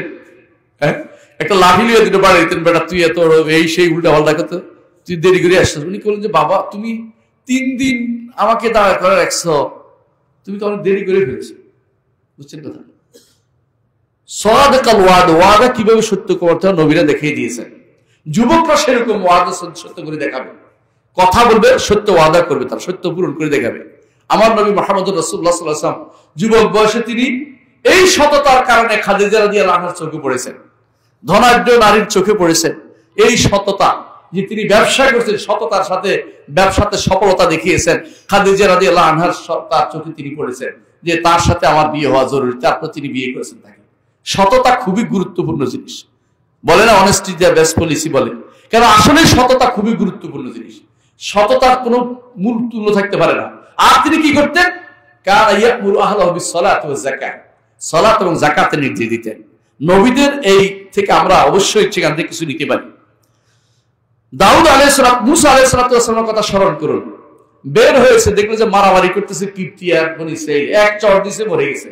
ইচ্ছা করে তো আর মারেন না, মরে গেছে, এটা কথা। কিন্তু তিনি অন্যায়ের বিরুদ্ধে প্রতিবাদী হয়েছেন। এই প্রতিবাদী হওয়া এটা যুবকদের কাজ, যুবকদের কাজ প্রতিবাদী থাকা। দাউদ আলাইহিস সালাম, আল্লাহ তাকে যুদ্ধের ময়দানে তাকে এক যুদ্ধ করাইয়া তাকে কি পর্যন্ত দিয়েছে? রাজত্ব পর্যন্ত দিয়ে দিয়েছেন। একজন মানুষ এই জন্য যুবক যখন হবে তার কর্ম কাজের পরিধি বাড়বে, কাজ চিন্তা করবে, চুপ করে বসে থাকবে না সে কোনোদিন। আমি সব শেষে কয়েকজনের কথা বলে শেষ করবো, আপনারা উঠে যাবেন না দয়া করে। ইয়াহিয়া আলাইহিস সালাম, আল্লাহ তার সম্পর্কে বলেছেন, কি বলেছেন? হাসুর ছিলেন। হাসুর অর্থ হচ্ছে নারীদের কাছে তিনি, নারীর আসক্তি মুক্ত তিনি ছিলেন, অর্থাৎ নারীদের কাছে যাওয়ার জন্য ব্যস্ত হয়ে পড়তেন না। তার প্রশংসা করেছে। আজকাল যুবকরা যেভাবে তথাকথিত প্রেম নামক জিনিস বিয়ের আগে যুবক যুবতীরা করে, এগুলি হচ্ছে হারাম সম্পর্ক, এগুলি ইসলাম কোনোদিন অনুমোদন করে না। এগুলির জন্য কোনো কথা বলা, এগুলির জন্য চেষ্টা করা, চিন্তা করা, সবই হচ্ছে হারামের অন্তর্ভুক্ত। এটা ইমানদার করতে পারে না। সাহাবায়ে কেরাম সব যুবক ছিলেন, বেশিরভাগ যুবক ছিলেন। আল্লাহ তাআলা যুবকদের মাধ্যমে পূর্ণ রিভলিউশন করে দিয়েছেন। আপনাদেরকে বলছি, আপনাদের মাধ্যমে আল্লাহ পরিবর্তন করে দিবেন। এই যুবকরা যারা আজ বাংলাদেশের পরিবর্তন এনেছে, তারা যদি সবাই দিনদার হইতো, কেমন হইতো বলেন তো? ভালো হইতো না খারাপ হইতো? ভালো হইতো না? তখন দেখতেন যে আপনারা কষ্ট করা লাগতো না অমুকের বিরুদ্ধে, আমরা মিছিল করা লাগতো না যে আমাদেরকে ইসকনের বিরুদ্ধে, অমুকের বিরুদ্ধে বলতে হবে না, কারণ যুবকরাই, এরাই তো ক্ষমতা, এরাই বলবো যে এটা তো হতে পারে না, এটা তো চলতে পারে না। আমরা তো এদেরকে তৈরি করতে পারি নাই। আপনাকে বলছি, এই যুবকদেরকে এই দ্বীনের উপর যদি তৈরি করতে পারেন, তাহলে আপনার লাভ কি? আমি কয়েকটা লাভ বলছি।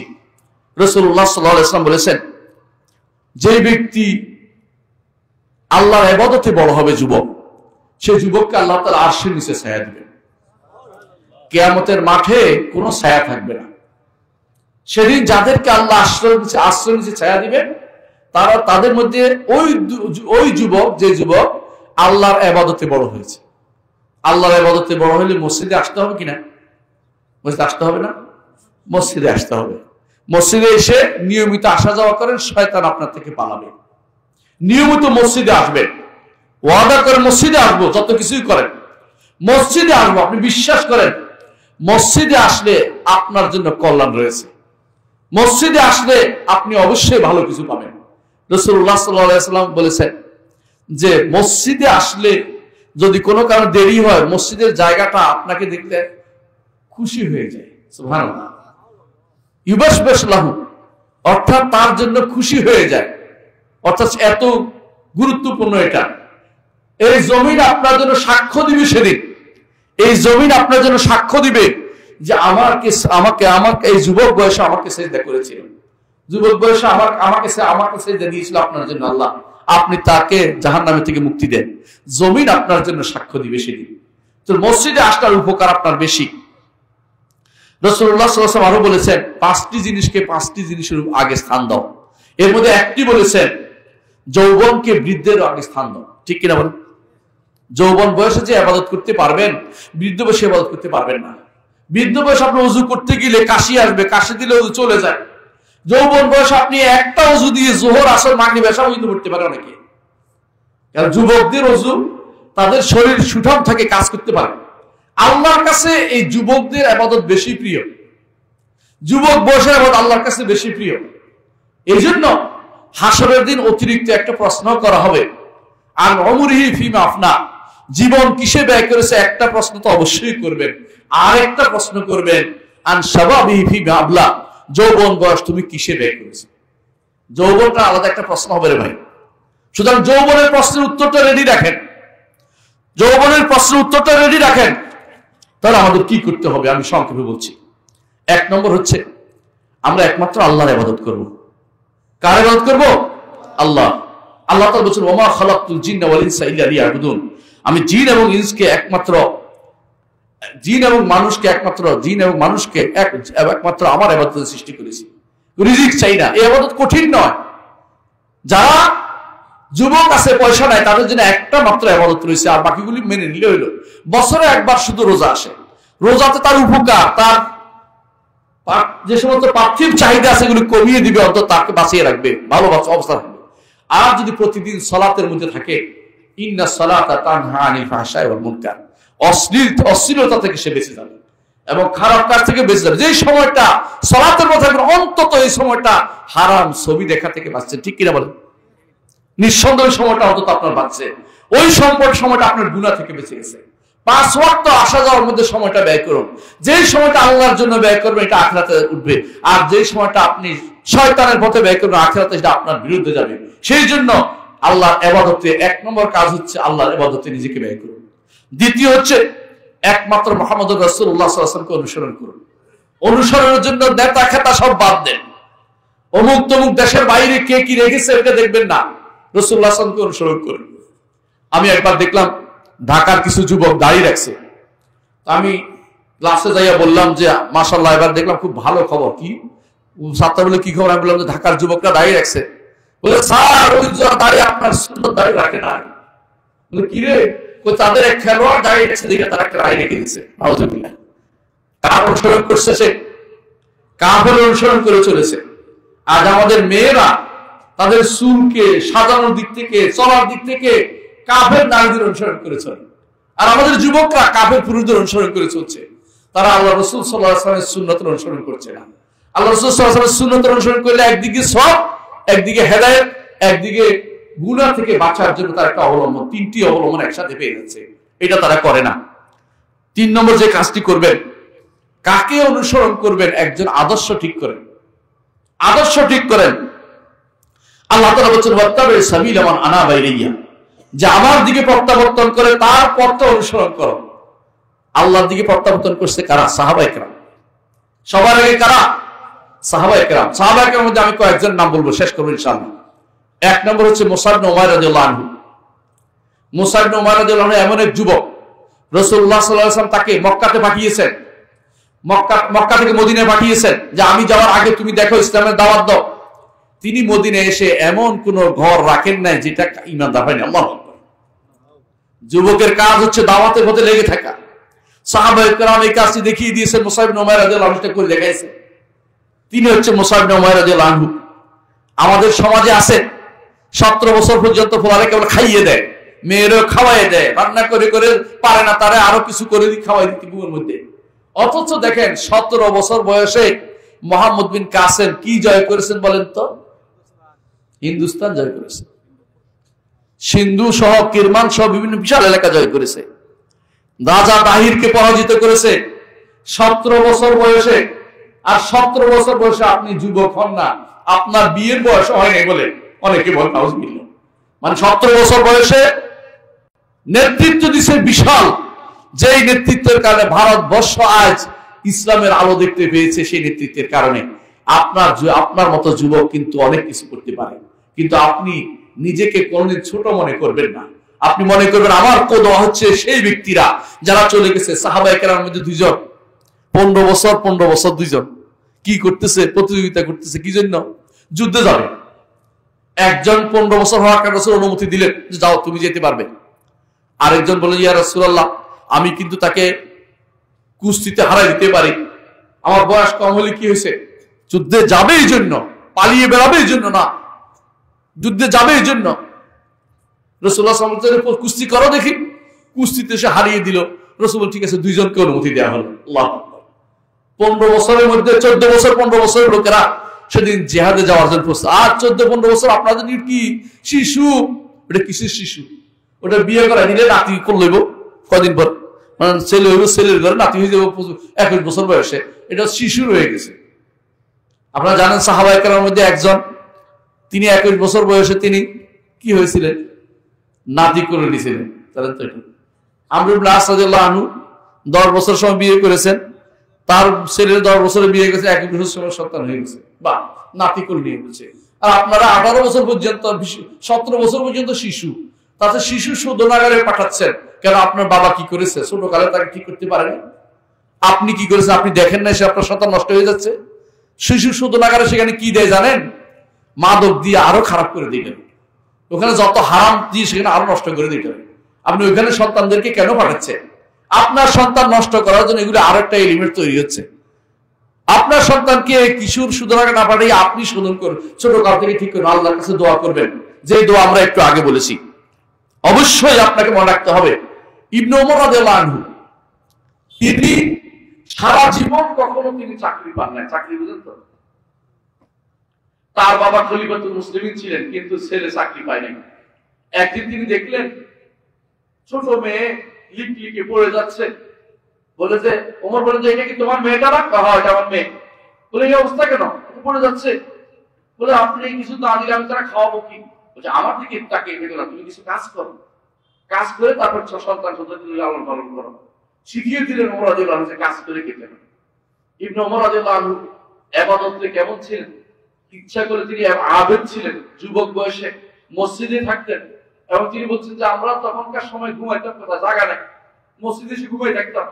মসজিদ আমাদের জন্য জায়গা ছিল। এখনকার যুবকরা ক্লাব হয়ে যাচ্ছে, ওই ক্লাবে না গিয়ে মসজিদটাকে ক্লাব বানিয়ে মসজিদে আসুন যুবকদের নিয়ে।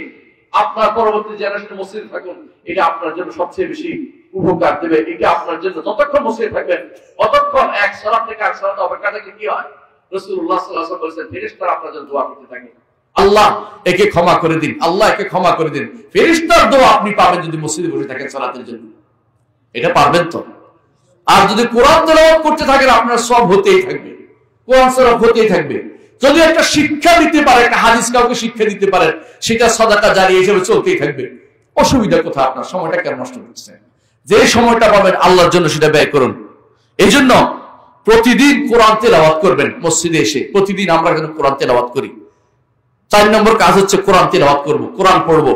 5 নম্বর প্রতিদিন কোন একটা দার্সে অংশগ্রহণ করব, শিখবো বা শেখাবো, শিখবো বা শেখাবো। আমি একজনের কথা বারবার বলি, কখনো কখনো আমেরিকাতে এক কালো ভদ্রলোক ইসলাম গ্রহণ করছে। তিনি মসজিদে ঢুকছে, আসে ইমাম থাকতে মাইকটা নিয়ে নিছে। ইমাম সাহেব ভয় পেয়ে গেছে যে কালো তো মারে টারে, তো মাইক দিয়ে দিছে। মাইক নিয়ে এসে বলতেছে আলহামদুলিল্লাহ রাব্বিল আলামিন আর রহমানির রহিম মালিক ইয়াউমিদ্দিন ইয়্যাকা না'বুদু ওয়া ইয়্যাকা নাস্তাঈন ইহদিনাস সিরাতাল মুস্তাকিম সিরাতাল লাযীনা আন'আমতা আলাইহিম গায়রিল মাগদুবি আলাইহিম ওয়ালাদ-দাল্লিন আমিন। এটা বলে সে চোখের পানি ফেলতে বলতেছে আমি একটুকু মুখস্থ করছি, আমি একটুকু তোমাদেরকে শোনাই দিলাম। আল্লাহ, আমি শুনেছি আমার নবী বলেছেন, একটা আয়াত হলো তোমরা মানুষের কাছে প্রচার করো। একটা আয়াত হলো আমি নবীকে ভালোবাসি, আমি কিছু পারি না, আমি এই সূরা ফাতিহা পারি, তোমাদেরকে সূরা ফাতিহা শোনাচ্ছি। এই কথা বলে আবার কাঁদতে কাঁদতে চলে যাচ্ছে। আপনি কি পারেন না সূরা ফাতিহাটাও কাউকে শিখাতে? আপনার আশেপাশের ছেলেগুলি ঘুরে না বলতে পারেন না যে সূরা ফাতিহাটা বলো দেখি বাবা? আপনি শিখাতে পারেন না? আপনার সন্তানকে কেন সূরা ফাতিহা শিখান না? আপনি কেন দিন শিখান না, কোরআন শিক্ষা দিচ্ছেন না? একটা দার্সে বসুন, একটা দার্স শিক্ষা দেন, নিজে দেন, আরেকজনকে একটা দার্স দেওয়ার চেষ্টা করুন। কঠিন কিছু না, আলহামদুলিল্লাহ। এখন আমাদের তাফসীর আছে, এখান থেকে কিছু আয়াত সিলেক্ট করেন, শিখে আসুন। 10টা আয়াতের ব্যাখ্যা বলুন যে আজকে এই আয়াতগুলি ব্যাখ্যা করছি। অথবা অন্তত আপনি ফেসবুকে দেন, 10টা আয়াত দেন, অন্তত হারাম থেকে বাঁচার একটা এলিমেন্টস হবে, কিছু মানুষ অন্তত ভালোটা শিখবে। ভালো কিছু দেওয়ার চেষ্টা করুন। আর 6 নম্বর হচ্ছে যে কাজটা কখনো ছাড়তে পারবেন না, এটা হচ্ছে সালাত। নিয়মিত সালাত পড়ুন। কেন সালাত ছাড়বেন না? সালাতের গুরুত্ব কত বেশি আল্লাহ আকাশে ডেকে নিয়ে ফরজ করে দিয়েছেন। মুহাম্মদ রাসূলুল্লাহ সাল্লাল্লাহু আলাইহি ওয়াসাল্লাম যখন মেরাজের রাতে আকাশে গেছেন, সেখানে ফরজ করেছেন। ঠিক না বলেন? ঠিক কিনা বলেন? এর অর্থ হচ্ছে গুরুত্ব এত বেশি যে এইটা আকাশে আল্লাহ তাআলা ফরজ করে দিয়েছেন, এটার গুরুত্ব সবচেয়ে বেশি। দ্বিতীয়ত, সালাত কারোর জন্য মাফ নাই। 7 বছর থেকে শুরু করে যতদিন পর্যন্ত বিবেক আছে ততদিন পর্যন্ত আপনার সালাত করতে হবে। সালাত কারো উপরে মাপ নাই। কিন্তু আপনার অনেক কিছু ছাড় পেয়ে যায়। আপনার অর্থ নাই, যাকাত নাই, অর্থ নাই, হজ নাই, শরীর সামর্থ্য নাই, শ্রম নাই, খাওয়াই দিলে হচ্ছে গরিবের খাওয়াই দিলে শ্রম লাগতেছে না, কিন্তু সালাত কিন্তু মাপ পাবেন না আপনি কোনোদিন। আপনার যেভাবে পারেন সেভাবে সালাত পড়তেই হবে। এই সালাত হচ্ছে ঈমান। সালাত এই জন্য, সালাত হচ্ছে ঈমান। যার সালাত নাই তার ঈমান নেই। আমাদের সমাজে আমরা এটা ভালো করে জানি, এই সমাজে সালাতের গুরুত্ব আছে, কিন্তু মসজিদে হাজির হয় না। মসজিদে হাজির হতে হবে। বেশিরভাগ ইমামের নিকট সালাত হচ্ছে ফরজ আল কিফায়া, জামাতের সাথে পড়া ফরজে কিফায়া। যাদের গুনাহগার হবে, যদি জামাত ঠিক মতো না হয় গুনাহ হবে। কেউ কেউ ফরজ আইনও বলেছেন। এই জন্য বলছি, কোন কোন ইমাম ফরজ আইন বলছে প্রত্যেকের উপরে, যার সামর্থ্য আছে প্রত্যেক সামর্থ্যবান পুরুষের উপরে মসজিদে গিয়ে সালাত আদায় করতে হয়। এই জন্য ইবনে মাসউদ বলেছেন, যদি কেউ ঘরে সালাত আদায় করে তোমরা রাসূলের আদর্শ ছেড়ে দিলে, রাসূলের আদর্শ ছেড়ে পথভ্রষ্ট হয়ে গেলে। ইবনে মাসউদ সেটা হাদিসে বলেছেন। সালাত আরেকটি যে কাজটি করেছে হচ্ছে আপনার যে খালি সময়টা পূরণ করে। অধিকাংশ মানুষ সময় পূরণ করতে পায় না, বলে যে সময় কখন, অর্থাৎ সময়টা কাটে না। অনেকে বলে সময় কাটতেছে না। প্রিয় ভাইয়েরা, সময় কাটার জন্য উত্তম কাজ হচ্ছে সালাত। শুআয়ব আলাইহিস সালাম তিনি বেশিরভাগ সময় সালাত আদায় করতেন। এটা দেখে যখন তিনি ঈমানের দাওয়াত দিয়েছে, তখন তার সাথীরা কি বলল? ইয়া শুআয়ব আসসালাতুকা তা'মুরুকা আন নাতরুকা মা ইয়াবুদু আবাউনা আও আন নাফআলা ফি আমওয়ালিনা মা নাশা। শুআয়ব, সালাত তোমারে উল্টাপাল্টা করে দিচ্ছে, সালাতের কারণে তুমি আমাদের বেশি ধরতেছ। অর্থাৎ নবীরা বেশি বেশি সালাত আদায় করতেন। এই জন্য নবীদের অনুসারী হইতে হলে যত বেশি পারেন সালাত আদায় করেন। মুহাম্মদ রাসূলুল্লাহ সাল্লাল্লাহু আলাইহি ওয়াসাল্লাম কানা ইযা হাযাবা আমরুন কামা ইলা সালাত, বিপদ দেখলে সালাতে দাঁড়িয়ে যেতেন। আল্লাহর সাথে সম্পর্ক ঝালাই করে নেয়া এর চেয়ে উত্তম কোনো পদ্ধতি নাই। উত্তম কোনো পদ্ধতি নাই। কেন? সালাত যদি আপনি বুঝে পড়েন, আপনি বুঝবেন যে আমি আমার রবের সাথে কথা বলছি। যখন বলে আলহামদুলিল্লাহ রাব্বিল আলামিন, আল্লাহ জবাব দেয় কিনা বলেন তো? কি বলে? কি বলে? আমার বান্দা আমার প্রশংসা করেছে। সুবহানাল্লাহ। প্রত্যেকটা মানুষের উত্তর আল্লাহ দিচ্ছেন। একসাথে কোটি কোটি কোটি কোটি মানুষ বলছে, আল্লাহ তার উত্তর দিচ্ছে। আল্লাহ আপনার সাথে কথা বলছে। কত মজার জিনিস, আমার রব আমার সাথে কথা বলছে। আপনি অন্য কোনোভাবে কি কথা বলার সুযোগ আছে? আর কোনোভাবে কথা বলার সুযোগ নাই। এই সালাতের মাধ্যমে আপনি আপনার রবের সাথে কথা বলার একটা সুযোগ পেয়ে যাচ্ছেন। যখন আর রহমানুর রহিম, তখন বলে আমার বান্দা আমার মর্যাদা ঘোষণা করছে। যখন আল মালিক ইয়াউমিদ্দিন, বলেন যে আমার বান্দা আমার স্তুতি গাইলো। যখন ইয়্যাকা না'বুদু ওয়া ইয়্যাকা নাস্তাঈন, আল্লাহ বলে এটা আমার জন্য, এটা আমার জন্য, আমার জন্য আমার বান্দা যা চায় আমি তাকে তা দেব। এরপর আপনি কি চান? ইহদিনাস সিরাতাল মুস্তাকিম, আল্লাহ আমাকে সরল পথে দিন, সরল পথটি আমাকে দিয়ে দিন। আল্লাহ তাআলা আপনাকে দিবেন, সরল পথে রাখবেন। এই দোয়া আপনাকে প্রতি মুহূর্তে করতে হবে। কেন করতে হবে প্রতি মুহূর্ত? যে কোনো সময় অন্তর এদিক সেদিক হয়ে যেতে পারে। যত বেশি সালাতে থাকবেন অন্তর ঠিক থাকবে। এই জন্য সালাতটা বুঝে পড়ুন। আমার একটা ছোট্ট বই আছে, সালাত জেনে বুঝে পড়ুন। সালাত জেনে বুঝে পড়ুন। ইন্টারনেটে পাবেন, রকমারিতে পাবেন, নিয়ে নেবেন ইনশাল্লাহ। ছোট্ট বই, বেশি পয়সা নিবে না, 50-60 টাকা নিবে। এটা আশা করি আপনাদের অসুবিধা হবে না। সালাত জেনে বুঝে পড়ুন, তাহলে সালাতের শব্দগুলো অর্থ বুঝতে পারবেন। সালাতে আমরা কি বলতেছি প্রত্যেকটা শব্দের অর্থ জানা দরকার। শেষ বৈঠকে যে বসেন, আপনি কি জানেন কিভাবে কি বলেন? কি বলেন? আত্তাহিয়াতু লিল্লাহি, সমস্ত প্রশংসা, সমস্ত সম্বোধন, সমস্ত সম্মান কার জন্য? আল্লাহর জন্য। ওয়াসসালাওয়াতু ওয়াত-তাইয়্যিবাতু, পবিত্রতা, সালাত, যত কিছু আছে কার জন্য? আল্লাহর জন্য। আসসালামু আলাইকা আইয়ুহান নবী, এবার কারে দিচ্ছেন? রাসূলকে সালাম দিচ্ছেন, বুঝলেন তো? আসসালামু আলাইনা ওয়া আলা ইবাদিল্লাহিস সালিহিন, আমাদের উপরও শান্তি হোক। সুবহানাল্লাহ, নিজের উপর দোয়া করতেছেন। ওয়া আলা ইবাদিল্লাহিস সালিহিন, যত মানুষ পৃথিবীতে সালাত আদায়কারী আছে, সালেহ বান্দা, সবার জন্য আপনি দোয়া করছেন। আর দোয়া করলে কি লাভ জানেন? দোয়া করলে কি লাভ? ফেরেশতা বলবে তোমার জন্য তা হোক, ফেরেশতা বলবে তোমার জন্য অতটুকু হোক, ফেরেশতারা আপনার জন্য দোয়া করবে। এই সুযোগ আপনি কেন হারাবেন? এক একটা সালাত রাসূলুল্লাহ সাল্লাল্লাহু আলাইহি ওয়াসাল্লাম জন্য বলেছেন, জাওয়ালাত কুররাতু আইনি ফিস সালাত, জাওয়ালাত কুররাতু আইনি ফিস সালাত, আমার চক্ষু শীতলকারী জিনিস হচ্ছে সালাত। আপনার জন্য চক্ষু শীতলকারী জিনিস সালাত হয়। সালাতের মধ্যে আপনি আনন্দ পাবেন। রাসূল আনন্দ পেতেন সালাতের মধ্যে। রাসূল যখন বিপদে পড়তেন তখন কি বলতেন? বেলাল কি বলতেন? বেলাল তুমি সালাত একামত, আযিম বিস সালাত, সালাতে একামত দাও, সালাত শুরু করো, আমার শান্তি যেন অন্তরে যেন শান্তি আসে। আর আমরা সালাত থেকে কত তাড়াতাড়ি পালাইতে পারি তত শান্তি খুঁজি না। আউযুবিল্লাহ। সালাতের মাধ্যমে শান্তি খুঁজতে হবে। সালাতের ভিতরে শান্তি আছে, আল্লাহর সাথে কথোপকথন। প্রত্যেকটি কথা তাসবিহ পাঠ করেন। যখন আপনি রুকুর মধ্যে কি বলেন? সুবহান রাব্বিয়াল আযীম, আমার রব তিনি কতই না পবিত্র, কত বড় তিনি। আল্লাহ কত বড় বলতে পারবেন? আপনি বলতে পারবেন না। আসমান, জমিন, গ্রহ, নক্ষত্র যা আছে সবগুলোই আল্লাহর মুষ্টির ভিতরে, এবং তিনি সেগুলিকে সেদিন তিনি ঝাঁকা দিয়ে বলবেন, আনাল মালিক আইনা মুলুকুদ দুনিয়া, আমি রাজা, দুনিয়ার রাজারা কোথায়? সবগুলি কোথায়? আল্লাহর মুঠের ভিতরে, আল্লাহর মুষ্টির ভিতরে। আর আসমানগুলো আল্লাহ বলছেন ওয়াসসামাওয়াতু মাতউইয়াতুম বিয়ামিনিহি, আসমানগুলো থাকবে ভাঁজ করা আল্লাহর ডান হাতে। আল্লাহ কত বড়।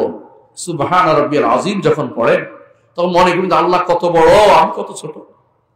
নিজেকে যত হীন ভাবতে পারবেন, যত দিন ভাবতে পারবেন, যত ছোট ভাবতে পারবেন আল্লাহর সামনে, তত আল্লাহ আপনাকে উপরে উঠাবেন। মান তাওয়াদা লিল্লাহি রাফাহুল্লাহ, রাসূলুল্লাহ সাল্লাল্লাহু আলাইহি ওয়াসাল্লাম বলেছেন, আল্লাহর জন্য বিনয় হলে আল্লাহ আপনাকে উপরে উঠাবেন। কত উপরে উঠাবেন আপনি চিন্তা করতে পারবেন না। সেদিন আপনি দেখবেন যে আমি দুনিয়াতে যেভাবে চলেছি দিনহীন ভাবে, আল্লাহ আমাকে আজ কত উপরে উঠেছে। তিনি আপনাকে দুনিয়ার বুকে সম্মানিত করবেন এই কথা বলে, ওয়া ইবাদুর রাহমানিল্লাযিনা ইয়ামশুনা আলাল আরদি হাওনা, দুনিয়ার বুকে যারা অহংকারী হয়ে চলে না, দিনহীন ভাবে চলে, অত্যন্ত বিনম্র হয়ে চলে, আল্লাহ তাআলা তাদেরকে ইবাদুর রহমান, আল্লাহর বিশেষ বান্দা বলে ঘোষণা করেছেন। এই জন্য সুবহান রাব্বিয়াল আযীম বলার সময় রাখবেন, আযীম তিনি, কত বড় তিনি। এই বড়ত্বের কাছে আমি যে সিজদা করছি, আমার কাছে কিছুই না। দয়া করে তিনি যদি নেন আমার সিজদাটা, আমার জীবনটা সফল হয়ে যায়। আমার জীবনটা সফল হতে হলে অবশ্যই তিনি যেন আমার এই সিজদাটা আল্লাহ যেন তিনি নেন, তার কাছে দোয়া করি, এইভাবে যেন আমি থাকি। যখন সিজদায় যান তখন কি বলেন? সুবহান রাব্বিয়াল আলা, আমার রব কত উপরে, আলা তিনি আরশের উপরে, আমি কোথায়? আমি মাটিতে। আমি এখানে সিজদা করছি তাকে, কারণ আমার সিজদা করা এর চেয়ে নিচু হওয়ার জায়গা আমার আর নাই। আমি এর চেয়ে বিনয়ী হতে পারতেছি না, কারণ কোথায় যাবো? আমি তো মাটি সর্বনিম্ন স্তরের মধ্যে আছি। এই জন্য সাত অঙ্গে সিজদা করতে হবে। অঙ্গগুলি সব মাটিতে ঠেকাচ্ছি, যে এগুলি দিয়ে তোমাকে আমি পরিপাত করছি তোমার কাছে। আল্লাহ তুমি আমার সিজদাটা কবুল করো। সালফে সালেহীন বলতেন, যদি আমি জানতাম যে আমার একটা সিজদা আল্লাহ কবুল করেছে, আমি খুশি হয়ে আকাশে উড়ে যেতাম। কারণ আল্লাহ তাআলা বলছেন, ইন্নামা ইয়াতাকাব্বালুল্লাহু মিনাল মুত্তাকিন, আল্লাহ শুধু মুত্তাকিদের থেকে শুধু কবুল করেন। আমার তো আল্লাহ কবুল করছেন জানলে আমি মুত্তাকিদের অন্তর্ভুক্ত হয়ে গেছি, আর মুত্তাকিদের জন্য আল্লাহ জান্নাত রেখেছেন। আল্লাহু আকবার। সুতরাং যখনই সিজদা করবেন, প্রত্যেকটা সিজদার মধ্যে মনে করবেন যে এই হয়তো আমার জীবনের শেষ সুযোগ, আমার হয়তো আর সিজদা নাও আসতে পারে। এই সালাতে সিজদা, এই বিনয় এখনই প্রকাশ করে ফেলি আল্লাহর কাছে। তিনি উপরে, সবচেয়ে উপরে, তিনি আরশের উপরে, আমি সবচেয়ে নিচে, আমি আর যাওয়ার জায়গা নেই। আল্লাহ, আমি বিনয় হয়ে বলছি, আল্লাহ আপনি কতই না পবিত্র, সুবহান রাব্বিয়াল আলা, আমার রব কতই না পবিত্র তিনি। এইটা একজন ঈমানদার ব্যক্তি সবসময় যখন সিজদা করবে তখন তার মাথার ভিতরে এটা আসতে হবে। ঈমানদার প্রত্যেকটা কথা যখন বলে একটা থেকে একটা যাচ্ছে, কি বলে? আল্লাহু আকবার, আল্লাহ বড়। এই যে আল্লাহ বড়, শুধু বড় না, সবচেয়ে বড়, সবচেয়ে বড়। আযানও শিক্ষা দিচ্ছে, একামতও বলতেছেন, সালাতের মধ্যেও বলতেছেন। আবার যখন একটু আগে যখন আপনি টাকা দিচ্ছে একজন লিল্লাহি তাকবীর বলছেন, বলেন না? সাহাবায়ে কেরাম যখন সফর করতেন, এটা কিন্তু অনেকে আবার ঘরে নিয়ে আসছে দোয়াটা, ঘরের দোয়া না এটা, লিফটের দোয়া না এটা, এটা হচ্ছে সফরের দোয়া। সফর করতেন, উঁচু জায়গায় উঠলে তারা বলতেন আল্লাহু আকবার, নিচু জায়গায় নামে সুবহানাল্লাহ বলতেন। তাসবিহ এবং তাকবীর তাদের এটা ছিল, এটা তাদের আদর্শ ছিল। এটা ইবনে উসাইমিন রাহমাতুল্লাহ বলেছেন, এটা শুধু সফরের সাথে খাস। কেন বলতেন? উঁচু জায়গায় উঠছে এই জন্য। আল্লাহ বড়, উঁচু, তিনি উপরে, এই জন্য বোঝানোর জন্য তিনি কত উপরে, তিনি কত উপরে।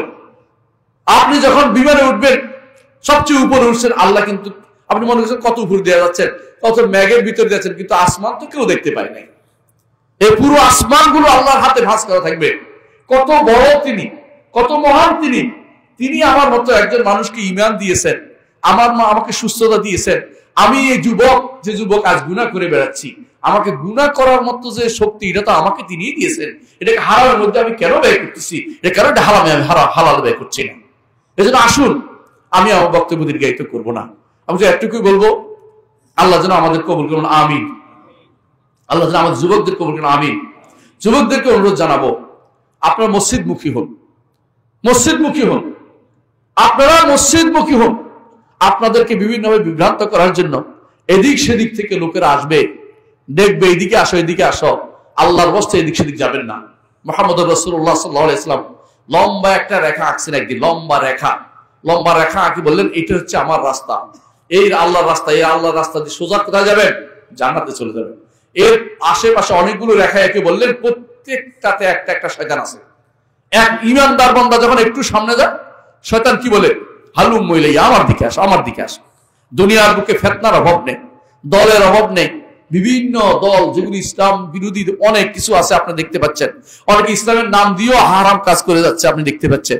এই সমস্ত জিনিস থেকে মুক্তি থেকে একমাত্র আল্লাহকে ভালোবেসে, আল্লাহর পথে থেকে, আল্লাহর ইবাদত করে যদি কোনো আপনি কবরে যেতে পারেন, আপনি সৌভাগ্যবান ব্যক্তি, আমি বলে দিলাম। এবং হাসরের দিন আপনি পাবেন কি পাবেন? আল্লাহ ঘোষণা করে দিয়েছেন, ইন্নাল্লাযীনা ক্বালু রাব্বুনাল্লাহ সুম্মা ইসতাকামু তাতানাজ্জালু আলাইহিমুল মালায়েকা আল্লা তাখাফু ওয়া লা তাহজানু ওয়া আবশিরু বিল জান্নাতিল্লাতী কুনতুম তুআদুন। নিশ্চয় যারা বলবে আমার রব আল্লাহ, কাকে? আল্লাহকে রব মানি এবং তার ইবাদত করি, ইস্তেকামত করি, ইবাদতের উপর টিকে থাকি, আল্লাহর ইবাদত করে থাকি হাত্তা ইয়াতিয়াকাল ইয়াকিন, মৃত্যু পর্যন্ত। ওয়াবুদ রাব্বাকা হাত্তা ইয়াতিয়াকাল ইয়াকিন, মৃত্যু পর্যন্ত আল্লাহর ইবাদতের উপর টিকে থাকি। কি হবে? মৃত্যুর সময় ফেরেশতা এসে আপনাকে সুসংবাদ জানাবে। কি সুসংবাদ জানাবে? তোমার জন্য জান্নাত দেখা যাচ্ছে, দেখো জান্নাত থেকে আমরা কি নিয়ে আসছি, তোমার জন্য সুন্দর রুমাল নিয়ে আসছি, সুগন্ধিযুক্ত রুমাল নিয়ে আসছি। এই সময় সে খুশি হয়। আর যদি কাফের হয়, ফাসিক ফাজির হয়, চোখে দিয়ে ঘুরে ওই দিয়ে ঘুরে ভয় পায়, কারণ তার সামনে সই ফেরেশতারা আসে, জাহান্নাম থেকে তোমার জন্য কি নিয়ে আসছি? আগুন নিয়ে আসছি, দুর্গন্ধ নিয়ে আসছি। দেখতে পায় না, ভয় পায়, এদিক থেকে ওদিক তাকাতে চায় না, চিৎকার করতে থাকে, হইগুলো করতে থাকে, কারণ সে তো দেখতে পাচ্ছে ফেরেশতা তার জন্য কি নিয়ে আসছে। এই জন্য ইস্তেকামত যদি থাকে, আল্লাহর ইবাদতে যদি কোনো আপনি মৃত্যু আপনার এসে যায়, আপনি হচ্ছে সৌভাগ্যবান ব্যক্তি। ফেরেশতা আপনাকে দুনিয়ার বুকেই আপনাকে সুসংবাদ জানাবে। আর মৃত্যুর পরে কি হবে? আবশিরু বিল জান্নাতিল্লাতী কুনতুম তুআদুন, যে জান্নাতের ওয়াদা তোমাদেরকে করা হয়েছে, ওই জান্নাতের সুসংবাদ তোমরা গ্রহণ করো, এই কথা বলবে। এবং আরো বলবে, নাহনু আউলিয়াউকুম ফিল হায়াতিদ দুনিয়া ওয়া ফিল আখিরাহ ওয়া লাকুম ফিহা মা তাশতাহি আনফুসুকুম ওয়া লাকুম ফিহা মা তাদউন। দুনিয়ার বুকে বন্ধু ছিলাম, ফেরেশতারা যেন আমাদের বন্ধু হয়। ভাই, সিগারেট খাইলে ফেরেশতা বন্ধু হবে না, হারাম খাইলে সিগারেট বন্ধু হবে না, দুর্গন্ধ খাইলে ফেরেশতা বন্ধু হবে না। নাহনু আউলিয়াউকুম ফিল হায়াতিদ দুনিয়া ওয়া ফিল আখিরাহ, দুনিয়াতে বন্ধু ছিলাম, আখিরাতেও বন্ধু। দুনিয়াতে বলছে, আখিরাতে বন্ধু।